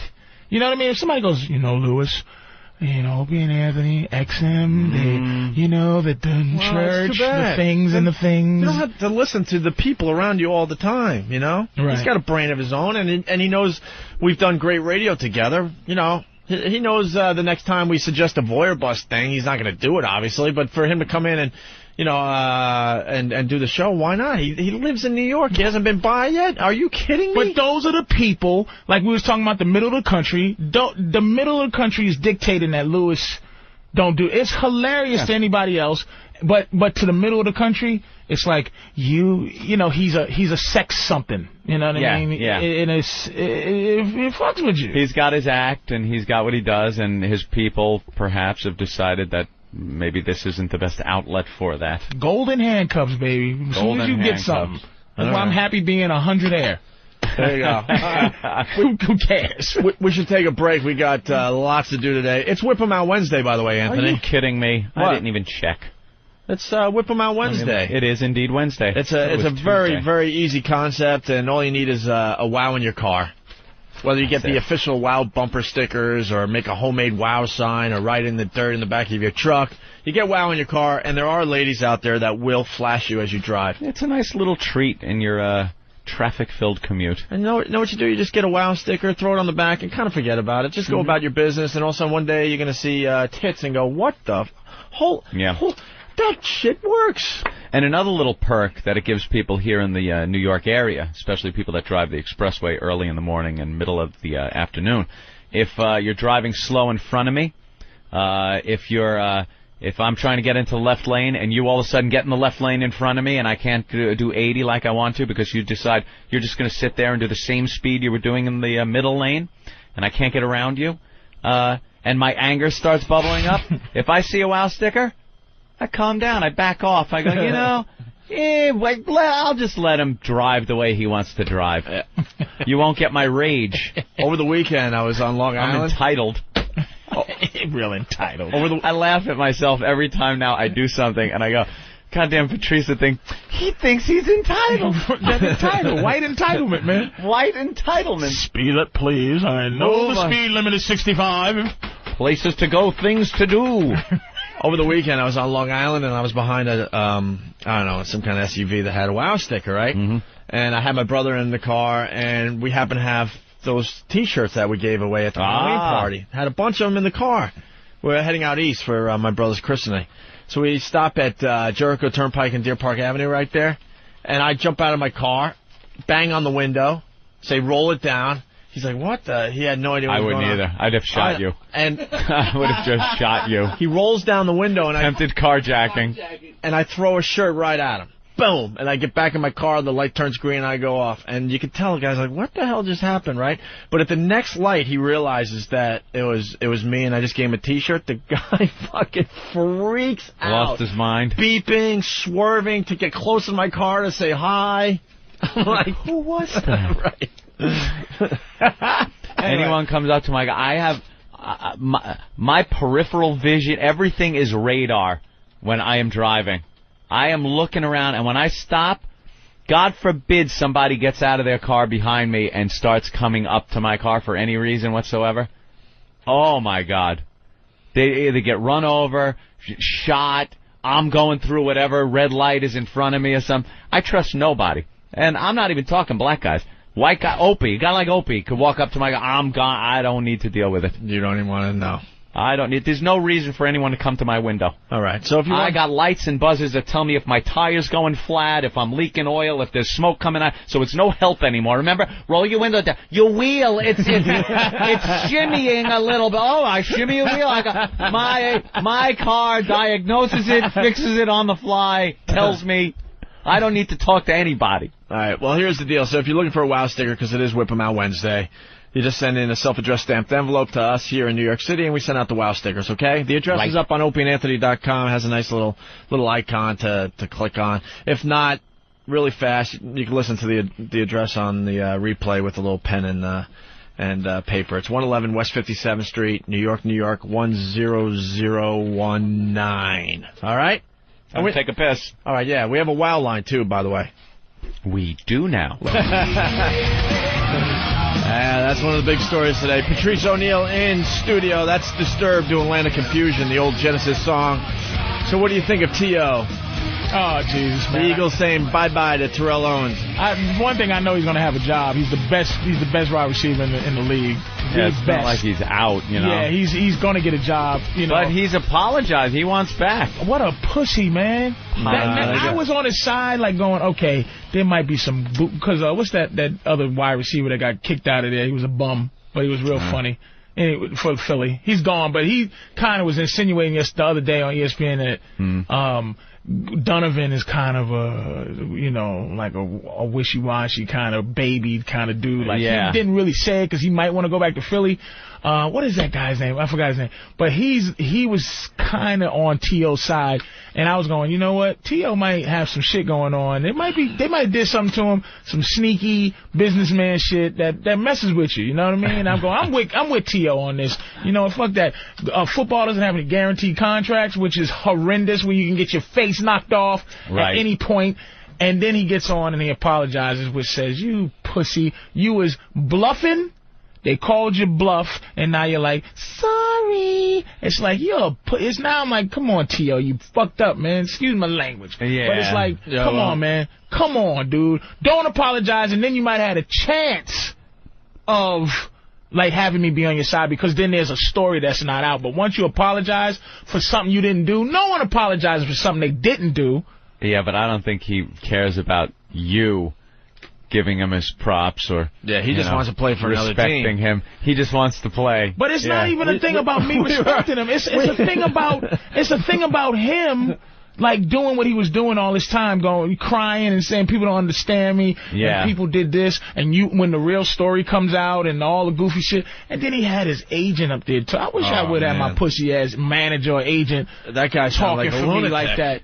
Yeah, in the back like I'm retarded. He sounded like a lunatic. We got some of the audio here, but I haven't heard that. Yeah, T.O. just wants to play for another team, and the New York sports page here, they're saying, hey, Jets, wake up and get Terrell Owens. T.O., we don't care. That's exactly. And then I'm thinking, hey, that sounds like a good idea, but then I'm thinking the rest of the country that has, an NFL football team, they have the exact same story in their paper today, too. But he's only going to be able to go to any, I think having a black coach might help T.O. just to say, brother, I know what them crackers was doing to you. Go out there and get them to you. He's been broken. Like a wild horse. Oh, like a wild horse, they broke him. Don't you understand how hard it is to walk as a black man with your goddamn back straight, with these crackers on your back? You watch. He's going to be Nigga, my spine is on fire. He's going to be very well-behaved now there, Patrice. Goddamn, they turned T.O. to yes, sir. Yes, sir. Yes, sir. They broke him. 4-game suspension? Hey, man, there was a time, Ed and I, we got broke.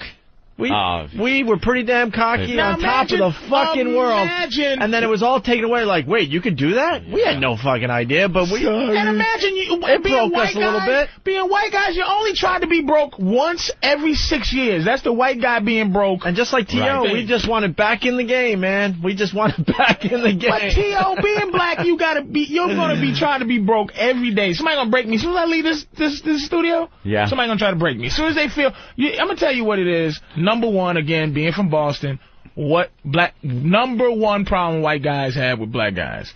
Arrogance. Any arrogant nigga, you will be attacked. Anytime you're not like a happy to be there nigga, you are in deep shit. You know something, seriously, I don't think it's you gotta be happy to be there.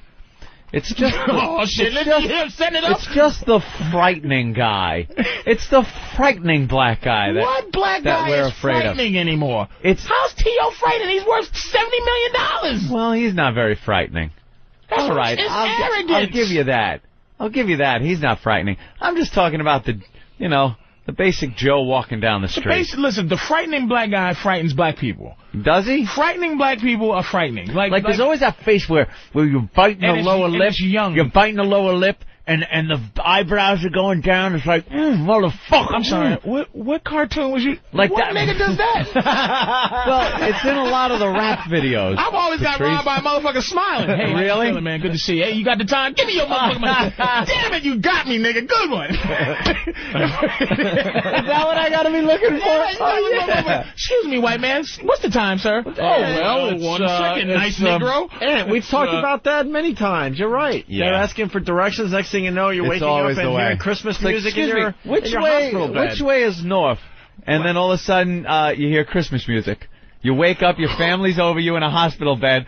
That's the face. Yeah. Wait a minute. So if you see this coming, I won't be able to get close enough to rob you. Patrice, you just making it now? I'm ready to leave the studio. You're scaring the shit out of me. Hey.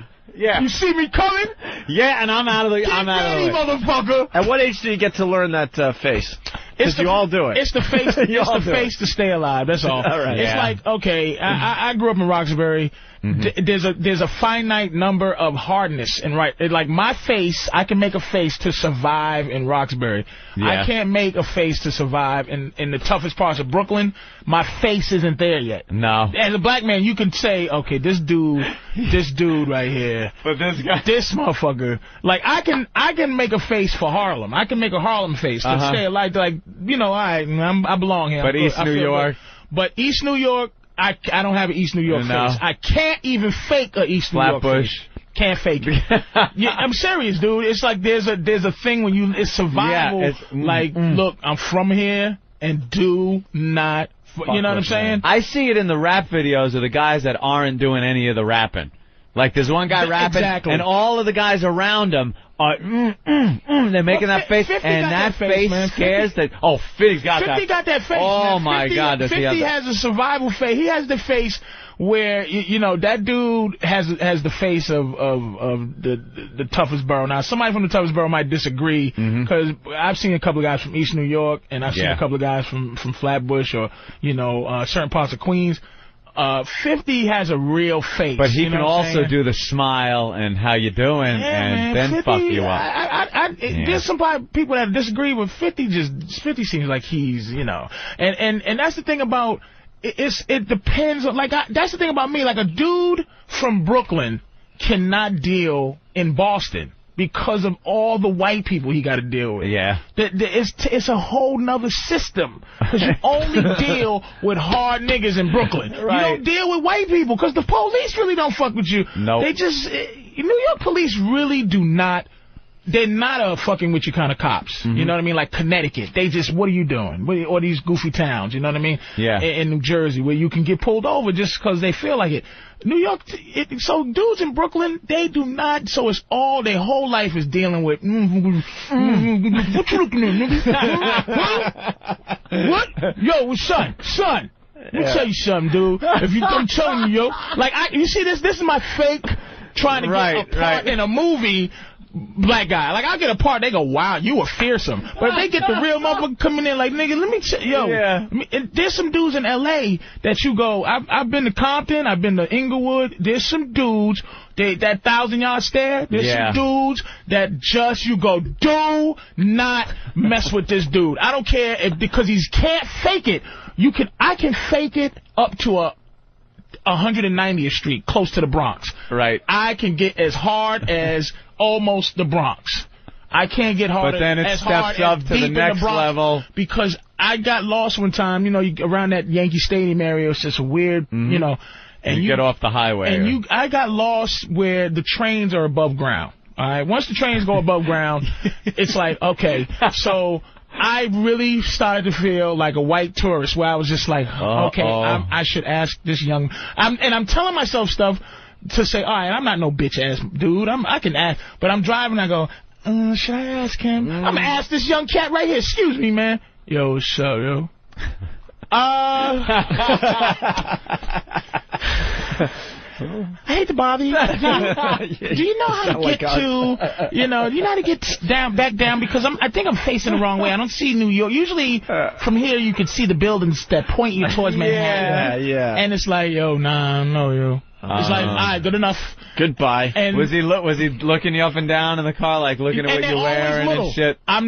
Big guys, never nervous about big dudes. No. Always nervous about little cats. Little dudes who look at me and they're not afraid. Yeah. They don't have any of that thing. Because they got an equalizer in their pants. Dangerous. You know what I find funny dudes. about that? It takes all the way up to 190th Street for you to feel that way.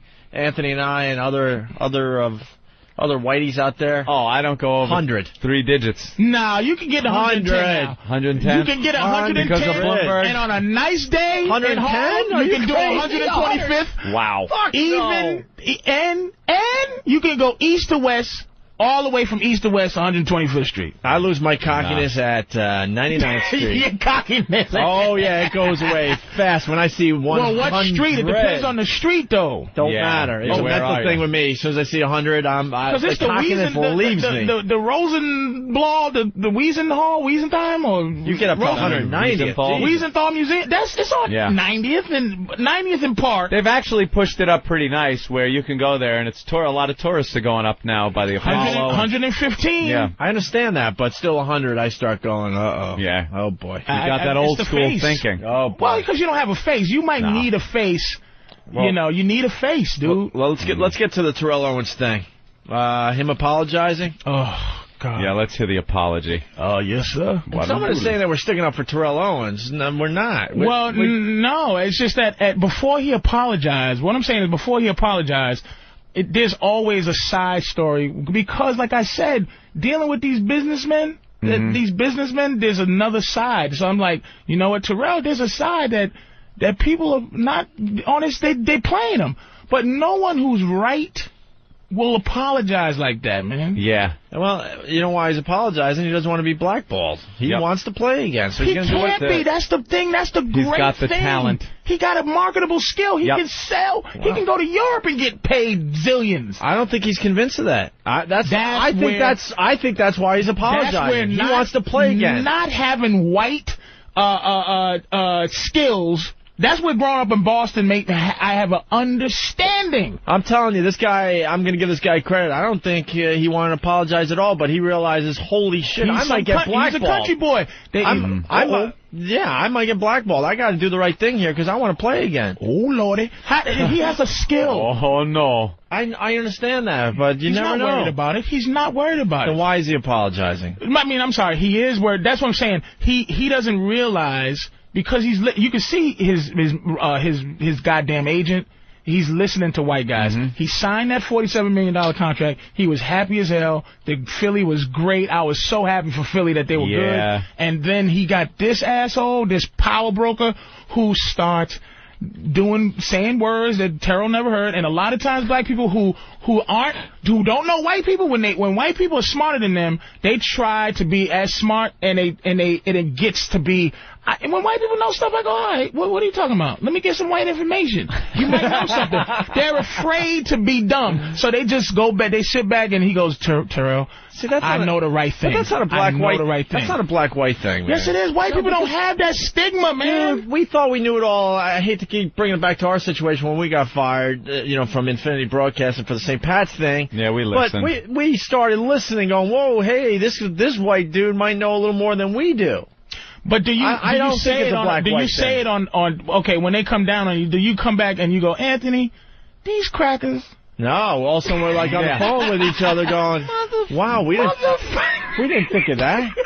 We didn't think that they might arrest us. There was a time we thought we were going to get arrested. Oh, yeah. It was getting just crazy. Got nasty, but let's go the word cracker didn't come up. You're right.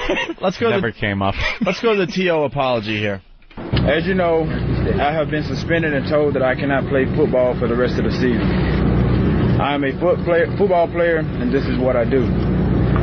It really hurts me not to be a part of the team anymore. I came here to help the Eagles get to the Super Bowl and win the big game. When I got hurt last year and everyone said my season was over, I fought hard to prove the world was wrong and do everything possible, including risk my career, and to help the Eagles win the Super Bowl. And I think the mentality that I have, my greatest strength, can sometimes be my greatest weakness.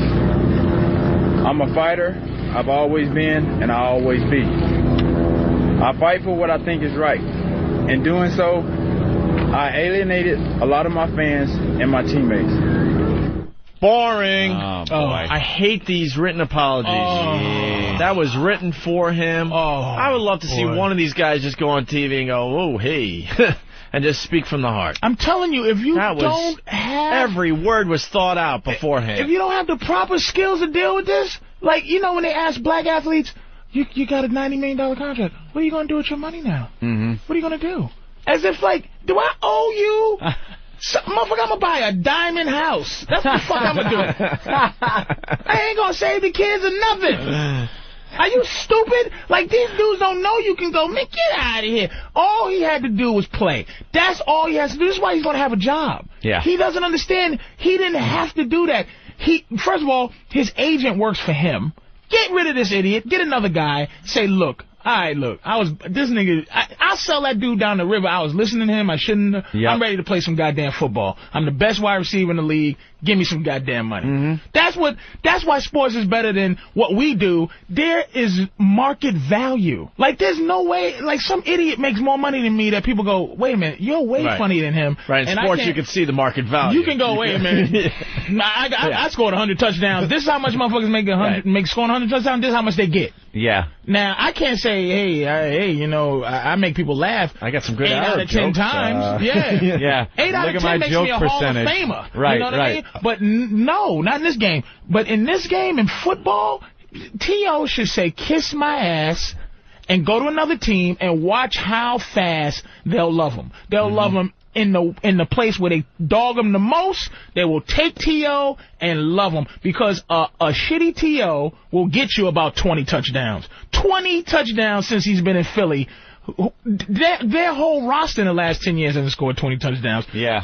Ever. So I'll take those. Yeah, I'm with you. Someone's going to take T.O. He should know it. I would love to see that. I would love to see that. His agent scared him, T.O. His white guy in his corner, that his white shield of protection. Who, by the way, is looking out for himself. Looking out for himself. And not his player there. His white shield said to him in a room, T.O., it's looking bad. You should go and apologize. Yeah, he wants to make sure he's going to still get some checks coming in. Absolutely. From Terrell Owens. Yeah. Without a doubt. Terrell did not know how to tell that guy, shut up, stupid Rosenhaus. You blew it for me, asshole. Right. I'm listening to you, and now look at me. Yeah. Here's the agent. He's here to make sure, on the record, that people realize he is sorry. He wants to play football. He's a great person. I believe in him. There are a lot of his teammates that believe in him. He needs to be playing. Yeah, I see it your way, Patrice. I'm telling you, Terrell Owens should just be on TV, staying as cocky as he has. I've been faced with arrogant nigga shit I'm a big giant loudmouth. So I know what you gotta be like. Hey, you gotta be. It's appreciation kind of thing. You gotta never know. You never gotta feel like you're included. Yeah. More agent talk. Terrell's goal this year was to win a Super Bowl as a member of the Philadelphia Eagles. That has never wavered. That's his goal. He hopes to do that. This is very unfortunate that he's been sidetracked. But hopefully you'll all help us get back on track. Because the bottom line is, I don't believe the media's been fair to him. There are players in the NFL who are arrested who violate the program when it comes to drugs or substance abuse, and they are not punished as seriously as he has been. There are players who do not get criticized as heavily by the media who do very significant things. He hasn't broken any laws. He hasn't broken any rules. Oh boy. Ghetto rule, 190th Street rule number 1. You don't snitch on anybody. He just snitched on a bunch of guys. He's trying to put off the heat. What kind of ass? And then he said Terrell was sidetracked. He didn't say we got sidetracked. Terrell got sidetracked with his nonsense, dumb stuff. He leaving Terrell out there dry. I like how he chummed the water and started the feeding frenzy of the press. They were all they all had a question that he wasn't answering. Oh, man, that dude Terrell. But it's not Terrell's fault. It's miseducation, and I don't mean books. I just mean Boston. Drew, why won't you let him talk to us right now? Terrell has made his statement. He has said what he believes. I am here responding to it. He has said everything that needs to be said. What more do you want to know? Let me just say, and another reason is because what they want to know is how Terrell Owens really feels. And he was a statement that was prepared for him. He was sitting behind him, just quiet. Yep. Letting this guy talk for him. Which amazed me when I was watching this whole thing. I was expecting him to just snap and go, all right, say something. Look, this seemed like a good idea behind closed doors, but fuck this. Move out of my way. Give me the mic. This is what I want to say. Oh, did you see his face, though? If you watch his face, it's a distant, thinking face. He's not even there. As Rosenhaus is tripping out, T.O. is with that distance. You ever look at somebody and you're not even looking at him? You're just looking straight at him. But if the person starts going ooga booga booga, you'll be like, huh? What happened? T.O. is thinking about what did I do, man? Yeah. It's like, why am I in this position? What a great how could you go this? When he broke his leg last year and came in the Super Bowl, T.O. was now the greatest athlete in the world. People loved Terrell Owens, and he could have took over the team like he really wanted to because of his heart and because of his skill. And this idiot, man, starts playing out Donovan McNabb, starts playing himself out by now this apology, this written apology, and this what they call damage control. This damage control fiasco right here. It's just anybody who's on the side is not on the side. Nope. Just say, and another reason is because I believe the media has not been fair for him either. I wouldn't want to talk to them if I were in his position to hear the way that people have ripped him. He is a competitor. He is a great competitor. He gave up potentially his career to compete in the Super Bowl. He did that as a member of the team. He did that for the Eagles, for the fans, and now he's getting ripped, called selfish. This is not about him being selfish. He's a genuine, honest person. He never intended to offend anybody at any time. Why do you read that? He gives that. This is the thing that another thing that I say to black people out there: practice unemotional speeches. We have to practice how to be detached from our emotions. Now, if T.O. gave that speech that Rosenhaus just gave, he'd have been crying. Because it would have been all his vocabulary would have been all emotional. I gave my soul.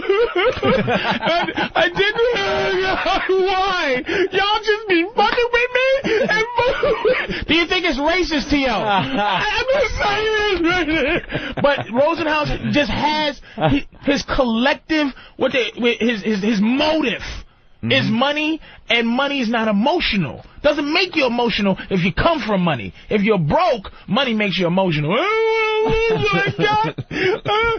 just want to buy a house for my... You know how many times I want to cry just because I want to buy a house for my mother? If I could buy my mother a house, I will be the most outrageous nigga you'll ever see. As long as my mother got a house, I'll be homeless. I'm like, fuck everybody. But right now, it's like, hey, Patrice, I want to put a dress on. You want to do Remember the 1940s on VH1 every week?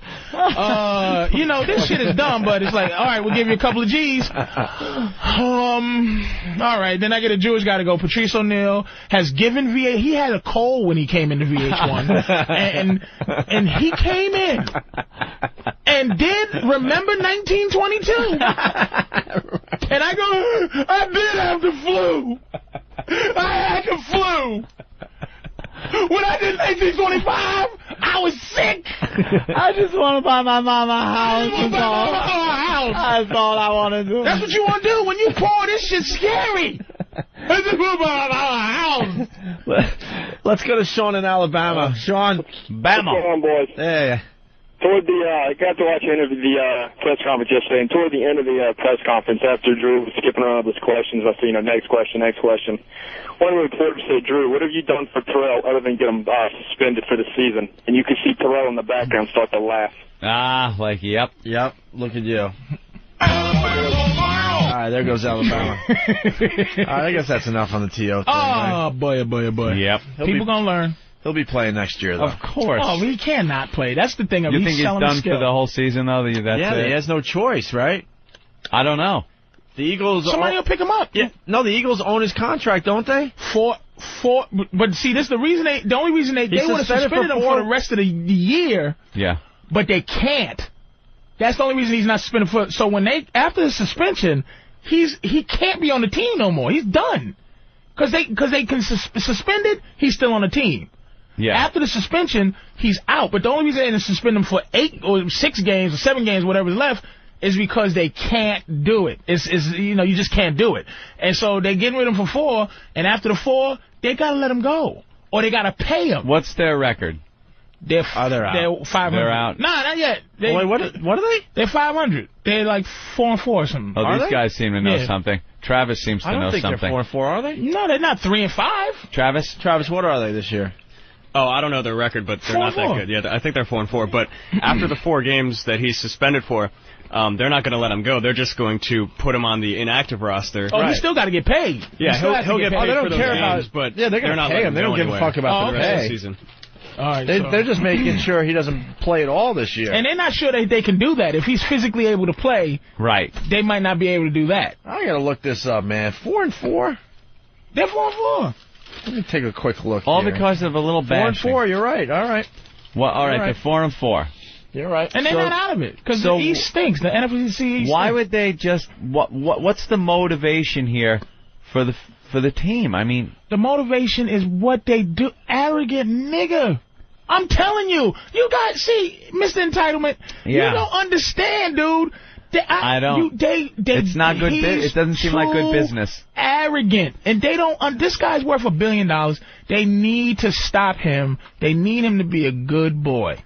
And they did it with this one. It just seems like bad business. If you still have some kind of shot at it, why wouldn't you want to keep? Let me tell you the biggest fear now. His biggest fear, and this is what they've been talking about, because they will give you information. These people in the sneaky way. Yeah.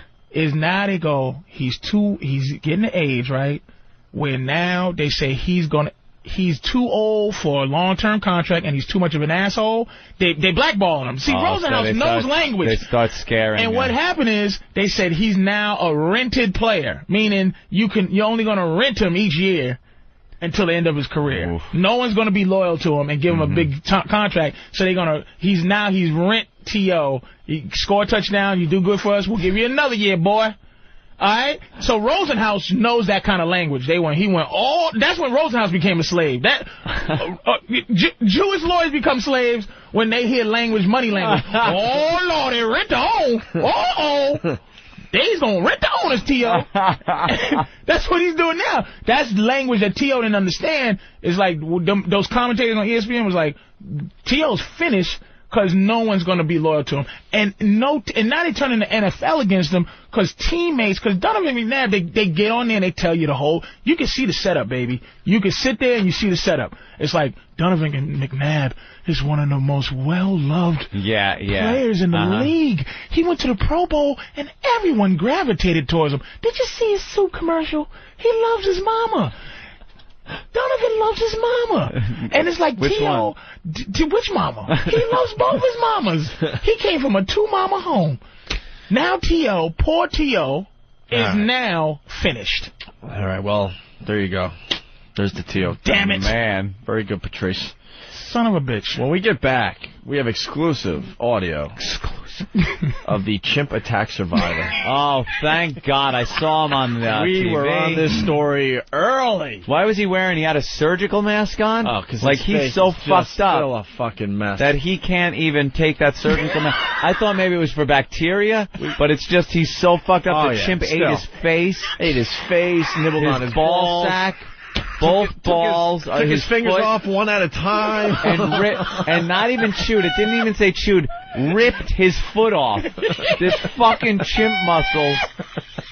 We got baby Kong on him. All because he was bringing a birthday cake to one of the other chimps. This guy is finally talking. He was on Good Morning America, and we got some of the audio to go over next. Okay, nutless chimp guy. Yeah. As we go to break, we'll do this. Asshole. You got this one, Eric? This Derek hat. They're so cute in that little coveralls and engineer hat. When you put a little chimpanzee in an engineer hat, like he's going to drive a train. Yeah. And the little coveralls, they're adorable. But you bring one a birthday cake and don't let the other one have any, they rip your fucking balls off. They did a magician's tiger on him. Yeah, absolutely. We'll get into that after the break. And also, Trading Spouses Part 2 is tonight. The Psycho Religious Woman. Yeah, I love this one. This is great, too. So, lots of shows still to play. All right, we got Patrice O'Neal hanging out with us today. Jim Norton's in L.A. doing the HBO thing. I don't even know when he comes back. Another week and a half or so. Then he comes back for like 2 weeks. He does Caroline's Thanksgiving weekend. I come in. If he's not sitting there and someone else is, I know he's gone. That's how I know Jimmy. I don't know any schedules. I don't know when he's coming or going. Keeps it interesting. It sure does. Who's going to be here today? Some days I'm like, oh, all right, we got Patrice today? Great. Yeah, good. Had Voss yesterday? All right, cool. Sure, why not? I do know Patrice will be in the rest of the week. Nice. Hey, so we got the chimp story. Yeah, this is ridiculous. One of the best stories since coming to satellite radio. People just don't realize that animals are fucking animals. They're just animals. And chimps, no matter how adorable they are on TV, whether you were watching them years ago on Ed Sullivan doing little backflips, or you watch them on the nature shows and the camera. Yeah, you ever see the one where they put the camera on the ground and the little chimp goes right up to the lens and his eyes get real big over by the camera lens and he pulls away. He's very curious. Oh, it's adorable. But they are wild animals with a strength you cannot even imagine.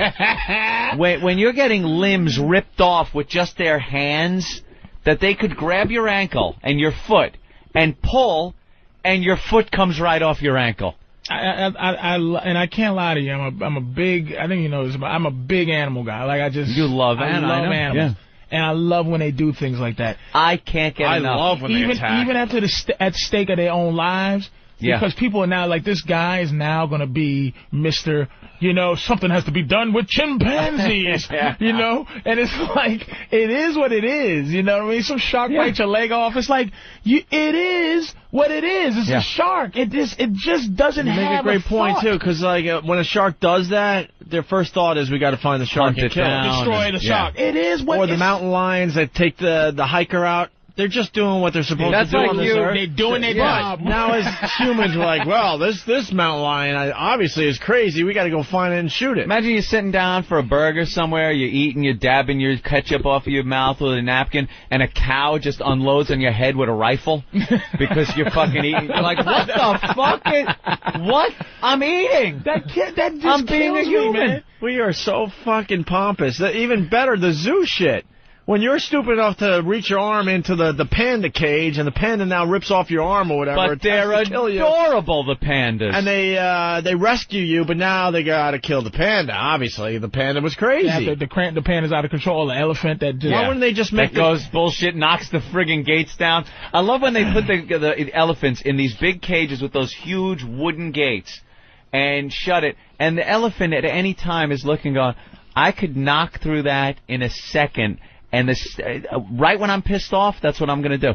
And then one guy will do something like take the whip to a kneecap, trying to get him to kneel, and the elephant doesn't want to. Yeah. And then he does it one time too many. Yeah. Boom, over Johnny. Through the fence. He's going through a fucking mini-mart. He's in the parking lot throwing children in the air. You ever touch a horse? You just... put your hand on the power of a horse. Yeah. People kill me with the disrespect they have for animals, man. And when they do things like this, it's like, God bless you. And it's great. You kill the animal for doing what animals are supposed to do, especially, like we said, the elephant and in the zoo environment. But then, as humans, there's a horrific murder, some small kid. Yeah. You get the guy. Gets a lawyer, talks about his upbringing, what happened to him, why he did this. It was self-defense. It was a raped when a kid. And it's worse when we do it because there's thought process. Right. But it's not just like, you're food, I'm going to eat you. But a stupid visitor at the zoo is poking a panda, so the panda, gets revenge. Oh, we got it. Obviously, we got to kill the panda. Gotta kill him. He's insane. I love when this happens. Yeah. It makes me laugh every time when I see that shit on the news. I tell you, I daydream all the time about clubbing a baby seal clubber. Just clubbing the baby seal clubber. And I would love to do it. I want to know what kind of guy can do that job. Can do that job. I don't care how hardcore you are. To take a club, and have you ever seen their little adorable face? It is about the cutest thing. Anthony face. They got their little eyes going blink, blink. Between a baby seal, I would say between a baby seal and a little puggle, a baby seal, the cutest, most adorable thing. There is nothing cuter than a little baby seal on the ice. They look up at you, whiskers are twitching. Look at the picture of them. It's adorable. How can you do that? And you're taking a club and bashing them over the head. Before you take the bat to the head, you see the little thing going, blink, face, blink. And don't get me wrong, I don't care how many are left. I don't care if it's like, do you know we shouldn't club them because they're almost extinct, or you can get a synthetic fiber that feels like that. It has nothing to do with that with me. It's just that he's cute as a little bug's ear. Just to smash him in the head. And look at his eyes. And I go, look at that little Anthony face. It's like, you know what it is? If I was a Mexican, I'd try to take him to the bushes. Can't you put chloroform on his face? Something. Can't you chloroform him? Can't you just... You know, he's so cute, you could probably just sing him a lullaby, and he'd go right to sleep. How can you do that? I don't know. Adorable. I don't know. I couldn't even club a rhinoceros. It's like a big ugly rhino. Like he just goes, ow! You'd wind up, hit him once, he'd be all hurt, and he'd be, oh, I'm sorry. I'm sorry, Rhino. I'm sorry. He just goes, oh, what's that all about? Why? Listen to this guy from Tennessee. Tim? Yeah. Hey. Yeah. Back in the 40s, in the town where I live at, they had a elephant that went crazy during a circus and killed like 5 people. They hanged the elephant from a train crane because it was the only thing big enough that they could use to kill the elephant. Yeah, they gave him a hanging. They hung him. They hung that boy. I did hear about this. I don't remember. It wasn't Jumbo, was it? No, it was called Murderous Mary was her name. Ain't that a guy? Murderous Mary. Ain't that a bitch? Hey, there's a picture that Eric found of a guy getting ready to club a seal. Don't show me. What is that guy thinking? Don't show me that. Does he go home and take his kids to soccer practice? Look, it's looking up at him. It's talking to him. I've been alive for 35 years, and I'm going to tell you something. Remember that show that used to come on, Those Amazing Animals? Yes. Oh, yeah. It's the number one thing that's bothered me in my entire... I don't have visions of things that's left in my head except for that. Those Amazing Animals. And what bothered me was not only that, is that the mother seals scream. Yes, when that's do. happening, man. Yeah. All right. Let's get to it the is chimp. one of the worst things. I would love to club a dude. Well, here's a little payback from the animal world. God bless this It's monkey. the guy. What show is this on? Good Morning America. Good Morning America. He was sitting there. They were interviewing him for the first time, I guess, live. Thank you, Oh, it's just the cutest thing. Look at that little head. You just want to take your index finger, go under his chin, and scratch it. Because you know the eyes would shut halfway, and its nose would twitch. I hope the other monkeys, every time, they just do this in solidarity. Put the fist in the air. During monkey feeding time, they just do the 1972 Olympic fist. Rip your balls off, too, motherfucker. All right, feeding time. Fuck you. Chimp power. Chimp power, baby. So here's the story. We got to get into this because the audio is really good. Yeah. What is the story? They used to own a chimp. Own this chimp, right? Not the same chimp that attacked them. Oh, really? No, they owned another chimp. The chimp got a little rambunctious around the house once it grew up, got a little violent, so they took it to this chimp preserve, or place where you could take the chimp. The chimp farm. Well, on this chimp's birthday, they visit the chimp and whatever. So on this chimp's birthday, they brought the chimp a birthday cake. So they go into the enclosure to give their chimp the birthday cake. There's other chimps in there that are a little pissed off, I guess, that they're bringing this chimp the birthday cake. Run over, bite the woman's finger off. They bit her finger off. And then proceeded to attack the guy, ripping apart his face, his testicles. They ripped off his soft, testicles. meaty testicles. His soft, meaty testes were ripped from his body. And his foot. They ripped his foot off. I thought they went after his fingers one at a time, They were biting off his thumb. Yeah. That was just like the major things, was his face, his balls, and his foot. But his entire body was chewed. His butt, they rolled him over and started eating his ass. These chimps, insane. The chimp tossed his salad? They tossed his salad. They started eating his ass. Woo! And they finally got him away from him. Like eating it? Literally, not licking as we call eating. No, taking like his buttocks, his cheeks, and biting chunks out of his ass cheeks. And now the chimp is being represented by a Jewish lawyer. Oh, shit. He was indeed hungry. He was sick when he was offered the birthday cake. Chimp, what did you say? Did he offer you any of this delicious birthday cake? Ladies and gentlemen, the jury, you heard him say no. I said.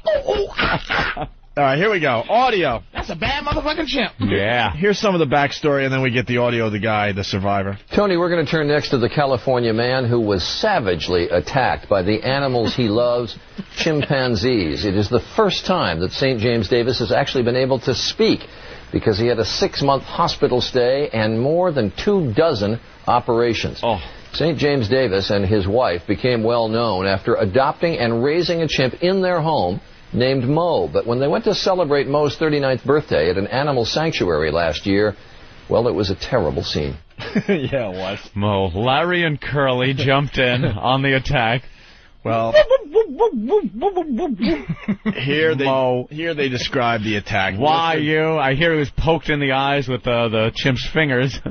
And then he should have put the palm of his hand up against the bridge of his nose to stop the attack. Do you think it was all fury, or at some point the chimp was like, oh, what we gonna do to this nigga next? Let's chew his ass. I'm gonna chew his ass out. And this guy's in pain, or it's just pure fury. It is just this animal instinct. For something clicked in this chimp where that guy was a threat to the chimp. in some way, shape, or form. Sexually, a threat to his superiority among the other chimps. There's something that kicks into that chimp mind, and there's no sitting him down and going, dude, the chicks are yours, man. Take the cake. I'm leaving. I'm getting in the car. And the chimp is sitting there going, shaking his head. Oh, okay. Real Greystoke shit going on. That shit is so primal and goes back so far behind before we were even rolling out of caves. That shit was there. This goes deep into the DNA. There's no reasoning. We haven't even discovered that part of the DNA yet. Dude, there's plenty of girls in there. Dude, hey, no, I understand. They're your chimp girls. I'm not here for the chimp girls. Oh, okay. All right. Then we're cool. I'm diabetic anyway. Yeah, I don't know. Keep the cake. Keep the cake. Baby. All right, here we go. They describe the attack. Do they describe the eating of the balls on Good Morning America? We'll have to see. It's a little risque. Last March, a visit on Moe's birthday took a violent and tragic turn when two chimpanzees in nearby cages attacked St. James, mauling his body and face, nearly killing him. After months of intensive care, including an induced coma to help him heal, St. James finally returned home, disfigured but not disheartened from his lifelong love for Moe. Boring. Lifelong mauled love his face, for Moe. Mauled his face and his body. They don't talk about the eating of the ass. No, he's ripping off of his balls.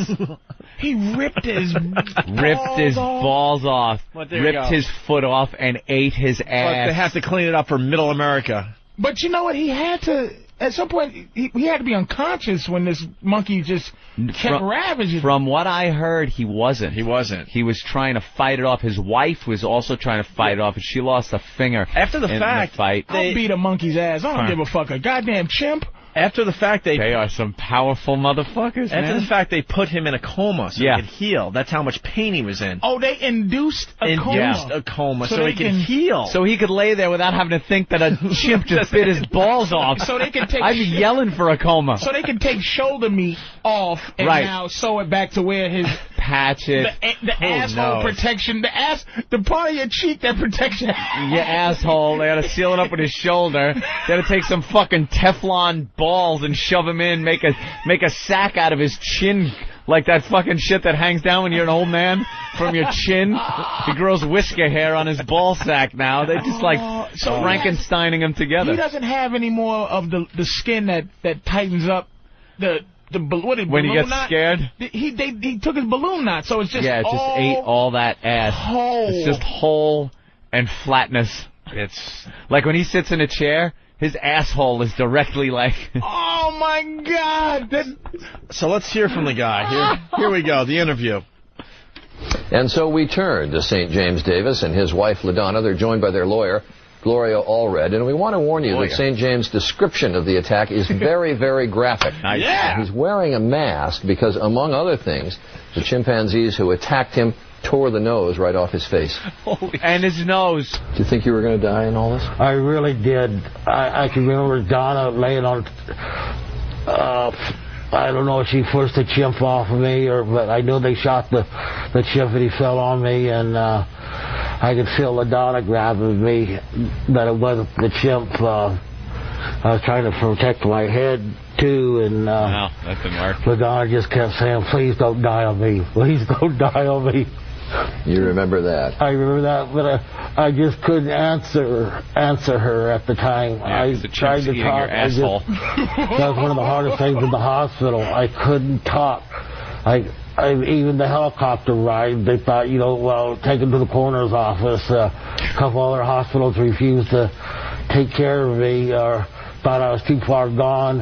And if they did fix me with the head bleeding, the skull injury, they figured I'd be a vegetable anyway. Wow. Whoa. Wow. A lawyer. Ripped his nose off. Than brought up a good point. He saw the video, and you could hear the guy's voice. He sounds like that guy from the original Star Wars in the cantina. My friend doesn't like you. I don't like you. I have the death sentence in 5 sectors. The guy that gets his arm cut off by Obi-Wan. His nose is pushed aside. Kind of looks and sounds like that guy.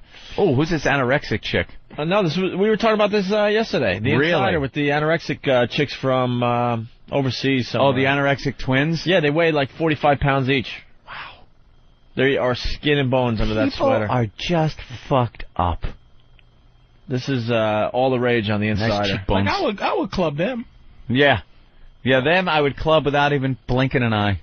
But that little seal. Asshole. Oh. I wonder if the other chimps are going to go like, because they're going to court. Yeah. Are you suing? You're going to put the chimp in a suit? And other chimps are going to try to coerce the witnesses? Hey, look. Oh, man. He's got to like your balls? Yeah, he's got to get something for that. Ask your wife if she likes her vagina, because she could lose it, too. If you go. I usually don't support the lawyers, but, man, when you get that damage done to you, at least... I don't know. What do you sue? The monkey farm? Who knows? The monkey farm? It's your fucking monkey you would bring in the cake to. The first lawsuit against God. Yeah, sue nature. I'm suing evolution. Yeah. Here's more of the interview. Good. As this happened, you say you can remember it blow by blow. Yeah.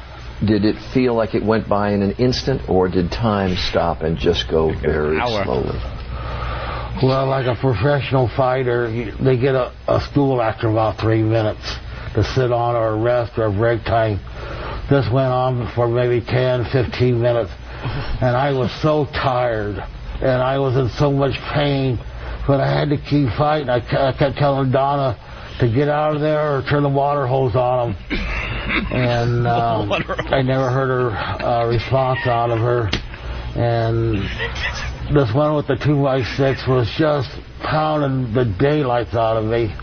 And a 2x6? A couple times I'd put my arm up, and he'd hit my arm, or he'd hit my neck or back. It was just very excruciating pain. Dude, he was beating him with a fucking board? A 2x6? He picked up a 2x6? Rage, Is that what he said? Rage. He goes, this one with the 2x6. Oh, I thought that was the name of the ape.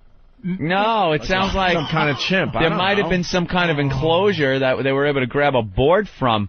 That is fascinating that they picked up and used a simple tool. Did you hear the question? Like, was it how fast was it going? Yeah. It's like is it over in an instant? It was going like this way. He was chewing his asshole out. Brunette, get the hose. Get the hose. He's eating my ass. Oh, that's slow motion. That's slow motion shit. It took 3 minutes to say hole. And my ass.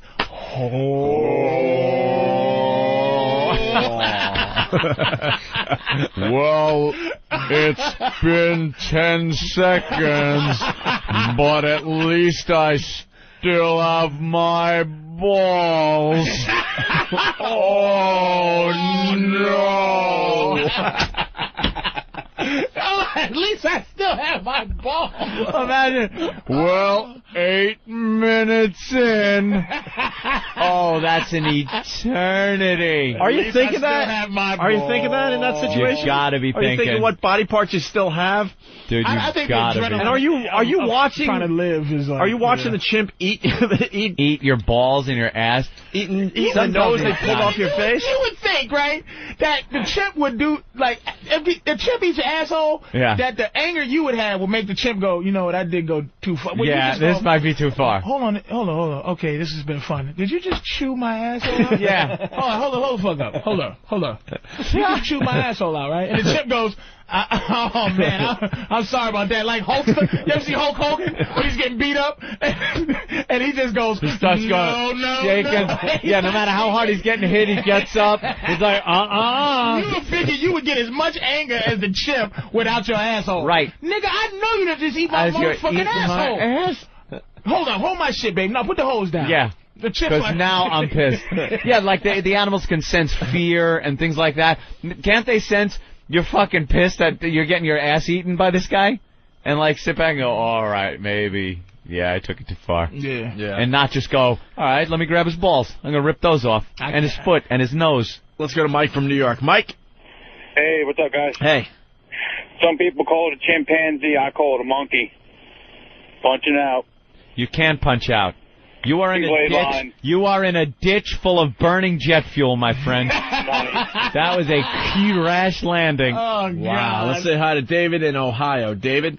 Hey, he certainly sounded like him. I was wondering if he looked like the guy from Hannibal that was put the lotion on Hannibal Lecter's head. Oh, the guy after he ate his face when he was in the jail cell, and he like tore his face off so he could use it as a mask? Yeah. Oh, he probably did. Here we go. More of the interview. So since March 3rd, How many surgeries? 28. 28. I've been through 28, and they roughly guess it's probably another 20 to go. Mostly skin. 26 of them have been asshole surgery. One face, one ball, and 26 asshole surgery. They're trying to reconstruct his asshole. Call in an asshole specialist from Sweden.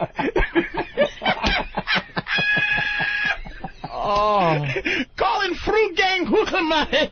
He's a professional chimpanzee asshole. We're bringing in our best ass man. We're flying him in. Oh, this is a gaze I have never seen before. Did a chimpanzee eat your asshole? Very interesting gaze we must solve. I'm calling the asshole specialist. If I did not know any better, I would think an ape had eaten your asshole. He did, you motherfucker. 28 surgeries, 20 to go. 20 more surgeries. We got 2 more balls and 62 more asshole ones. Your asshole be fixed right up. They're just ravaging this guy like a junkyard Buick, trying to find a fender here. And there'll be a time where he goes, listen, fuck it, keep my asshole the same. Just leave it alone. You know what? I'll take plastic surgery. Just fix my face up. Just fucking using shoulder blades for his ass cheeks. Reconstruction. Bionic asshole How surgery. many parts can they get? Probably another 20 to go. Mostly skin grafts so far? Yeah, they done mostly off my legs and my side. And then prosthetically they have to rebuild a nose for you? Yeah, I don't have a nose. Can't do Eskimo kissing. Oh, my God. That's a joke, but not a joke. Yeah. No, it's a joke. Yeah, it's a joke. He's trying to be funny. Can't do Eskimo kisses. He wants to keep this guy like so emotionally in the gutter for this interview. Yeah. He's like, I can't do Eskimo because the guy should have said, yeah, but he goes, that's a joke, but not a joke because you really don't have a fucking nose. And I'll remind you at every turn. And you can't do the bump either. Fucking dick. The guy's trying to like cheer himself up.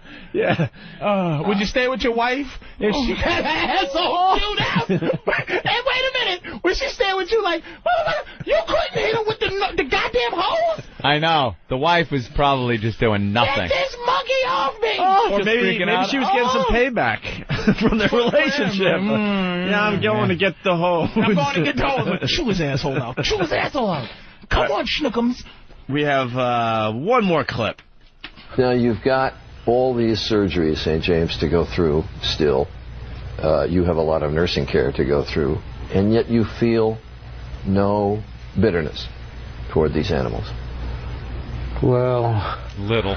I know they had to shoot them. Otherwise, I wouldn't have been alive. I should point out Mo was not part of this attack, right, LaDonna? No, and I only got one glimpse of him as I was going to the dirt to fall, and I looked directly at Mo, and he was scared to death. I don't think he realized what was even happening. Mo. I would suspect, though, St. James, it would be awfully hard to go back to the scene where you got so viciously attacked. I really don't want to go back to the scene. I'd like to have him maybe put elsewhere. I would feel a lot better if we could be together again. I doubt if he even knows if I'm still alive. We're hoping that they're going to be able to see him very soon, and we're working on that. You get impatient, I know, but all good things in time. Yeah. You take care. All the best to you. LaDonna, thanks. Gloria, thank you. Thank you, Charlie. Thank you, Charlie. Don't let the doorknob hit you. All right, next. You're chewed up. Are you serious, dude? It's like, and poor Mo, and you know what happened? Let me tell you, because I got a tank full of goddamn cichlids. Animals bitch other animals up. You understand? Like some fish, they just, you know who the boss is. That poor Mo was sitting there like, if he could tell him, don't come in here, man. He probably knew Conga beforehand. Is a dick. Yeah, that this motherfucker is going to just eat your ass if you set foot in here. Mo is bitched up. Mo's like, Mo hey, did man, nothing. you know, don't come in here. Do not come in here. Mo got, like, he wasn't in control in the house, and I bet you he could come back home now and be in control because he dealt with the guy that chewed out his master's asshole. Wow. They had to shoot him, though. And then now Mo's going to attack him because he's going to go, Mo. And he's going to go, who is this scary nigga? Yeah, this guy. You better get out of here with no asshole. Where's my daddy? He had an ass. My daddy had an asshole. Yeah, but Conga ate it. No way. Oh, boy, testicles, Mo. We're going to eat some asshole. Hey, Mo, come on over. Hey, Mo looks scared. Mo just sitting in the corner as Larry and Curly eat this guy's ass. He's just in the fetal position in the corner of the cage. You'll grab his foot, I'm going to bite his nose off. Oh, my God. What an awful, awful thing to have happen. I'm starting to feel the pain of that. It's just. I know. You had to get through the asshole protection meat. Like, there's your, a lot of meat butt cheek, but there's yeah. asshole protection. Yeah. And then there's, like, he got to the asshole. And the balls. This guy must be an excruciating everything. Every day. Every day. And how obscure is it? It's like, you know what? Hey, man, yeah, I was a survivor of a terrorist attack, or I was tortured. But it's like, you know, it's so uncool to go, monkey. A monkey got fucked me up. It's like, you're that fucked up from a monkey attack, nigga? Yeah. What? It's not like being in Afghanistan and you're shooting at some motherfuckers and they shoot back and clip you and you lose an arm or something. Yeah. And I took out 3 of them and we were, you know. You should see them. Yeah. You can't even say you should see the monkey. You should see the monkey, man. No. Fucking monkey kicked your ass and there was nothing you could do about it. That monkey sitting around, well, he killed him, but he would have been sitting around eating a walnut. Other monkeys, they wouldn't even been going, man, that was some ill shit you did to that asshole. No. It was like. Business as usual. You can brag about that. Yo, you went off on that nigga. Man, what happened? Yo, man, you know, you came up in here, right? And then, you know, he just, you know, I didn't like the way he looked at me, so I'd pull his balls off, nigga. They could have thrown him in Rikers and he'd have gotten off better. But that's a threat that if you made to somebody when he's getting ready to fight him, it would be so obscure, like, nigga, I'll chew your asshole out. Rip your foot off your nose. I'll take your balls off and chew your asshole out. You better shut your mouth. Let's go to Dave in Massachusetts. Dave. Ramon gets me an asshole. Punch it out. All right. Hey, we should take a break, Anthony. All right. Before we go to break, one last thing. You know this arch enemy thing? Oh. The meeting with an arch enemy. Arch enemy. I'll play this audio that Tom came up with, and then I have an update, okay? An update? A very good update, yes. Your friends become your enemies, and your enemies become your friends. A lot of people talking. Isn't it funny when you read the message board, the speculation thread, and they grab like a word that was said during a sentence and just run with it, and it's completely wrong. BCN and that is right. Love reading those. And then we hate everyone that was at WAF. Jeremy, Tim Sabi and Jim Brewer used to be a great taking a meeting with an arch enemy in the very near future. With an arch enemy. You got to think they're going to help us eventually. I believe this meeting will be going down in the very near future. You're meeting with Mr. Pat Morita? No joke. An arch enemy. We might not have a choice. Might not have a choice at this time. That's how I'm justifying this stupid meeting, by the way. It all makes sense now. It has to happen. It has to happen, Anthony. This enemy now will be a friend. Beyond AM, Beyond FM, it's XM. It has to happen, Anthony. You lose all your friends, and then your enemies become your new friends. The arch enemy? Yes. Will be revealed on Friday. Friday? On Friday. Ooh, the big reveal. The big reveal will be on Friday. Mm-hmm. Oh, yeah. Oh, yeah. This definite? Huh? This is definite? Yeah. Mm-hmm. I believe that's when the press release goes there's out. A press release. Oh, yeah. The arch enemy has been hired. Oh, it's been done. The arch enemy has been hired. When's the meeting? Before or after the press release? Probably after now. After now. Feeling a little bit under the weather. Had to cancel a lot of meetings. Didn't the meeting have some influence on whether this person was coming on board or not? It will all be revealed Friday. Very dramatic. And to DirecTV, Anthony. Isn't that great? That is very, very cool. We'll be heard all over Canada and on DirecTV. We're already international online. Yeah? You'd get XM online. We've heard from people in Iraq. We had some dude from Nova Scotia. He didn't get on the show, but he was calling in. We didn't get to him in time. 911 audio from the tornado thing from Indiana. Tornado thing. Oh, the tornado thing. Very tragic. 911 call? Yes. Let's go to it, see what this is about. See what it's about. In southern Indiana, residents of a mobile home park destroyed in Sunday's deadly tornado will be allowed home today. They are being given a couple of hours to search the wreckage for personal belongings. Meanwhile, we are now hearing frantic 911 calls that victims made in the wake of that storm. Evansville 911. Oh my God, there are cars upside down. Do I need to go see if there are people in these houses? There's no houses, sir. There's nothing. There are no houses. There's nothing around us. My brother's bleeding and so is my son. We got people trapped in these trailers out there. Sir, we have got everybody coming as quickly as they can. Okay, so I hear people screaming everywhere. 22 people died in the storm. Dozens are still in the hospital. That's just nuts. Are there people in those houses? No, there's no trailer left over here. There's trailer park. Is this God's thing? Is this God's will again? Of course it is. The finger of God. Yeah, man. Just goes down there flicking fucking towns. Poof. That shit is insanity, man. I was thinking about these national disasters the last couple of days, and some people are like, yeah, see, it's it's just attacking the poor people and the people that we don't really need on this earth, and New Orleans, look who they took out, blah blah blah blah blah. And I was thinking about that, like, that's pretty interesting, right? Yeah, but rich people, they were different disasters. Well, no, when it comes down to, though, with these natural disasters, a long, long time ago, our ancestors figured this shit out for us. It was trial and error, they figured this shit out. I bet you there was a time they tried to build a city in Tornado Alley and said, you know what, this shit ain't going to work. Nah. This ain't working, so we're going to move to a place that's a lot safer than this. Then they tried down in New Orleans, and all of a sudden they get a flood from a hurricane. And say, that ain't going to work. That ain't going to work. We got to stay away. Maybe we'll move a little further up the coast. The educated people with the money figure Florida, this. Let's face it, South Florida's not a whole bunch of poor people. You know what I'm saying? No, but they get the hurricanes. Yeah. The hurricanes are serious business. But see, the whole Florida thing is a new phenomenon. I mean, with the old people moving down there. Well, what, 30 years?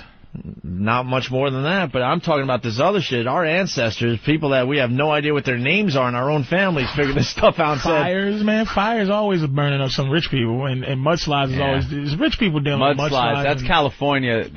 California with the earthquakes and the mudslides. There's really nowhere you can go. You might as well abandon the state. Yeah, but then that comes down to people just saying, I know the risk, but man, look at the view. Fuck it. Beautiful. I'm gonna go for this. I'm talking about as a whole society. They decided not to build New York City in the middle of Tornado Alley. They knew it just would never work. New York City has a day after tomorrow coming very soon. What? One of those gigantic tidal waves is on the way here. Ice Age tidal wave thing. Shut up. As soon as the Canary Islands fall in the ocean. Yeah, exactly. I watched that shit.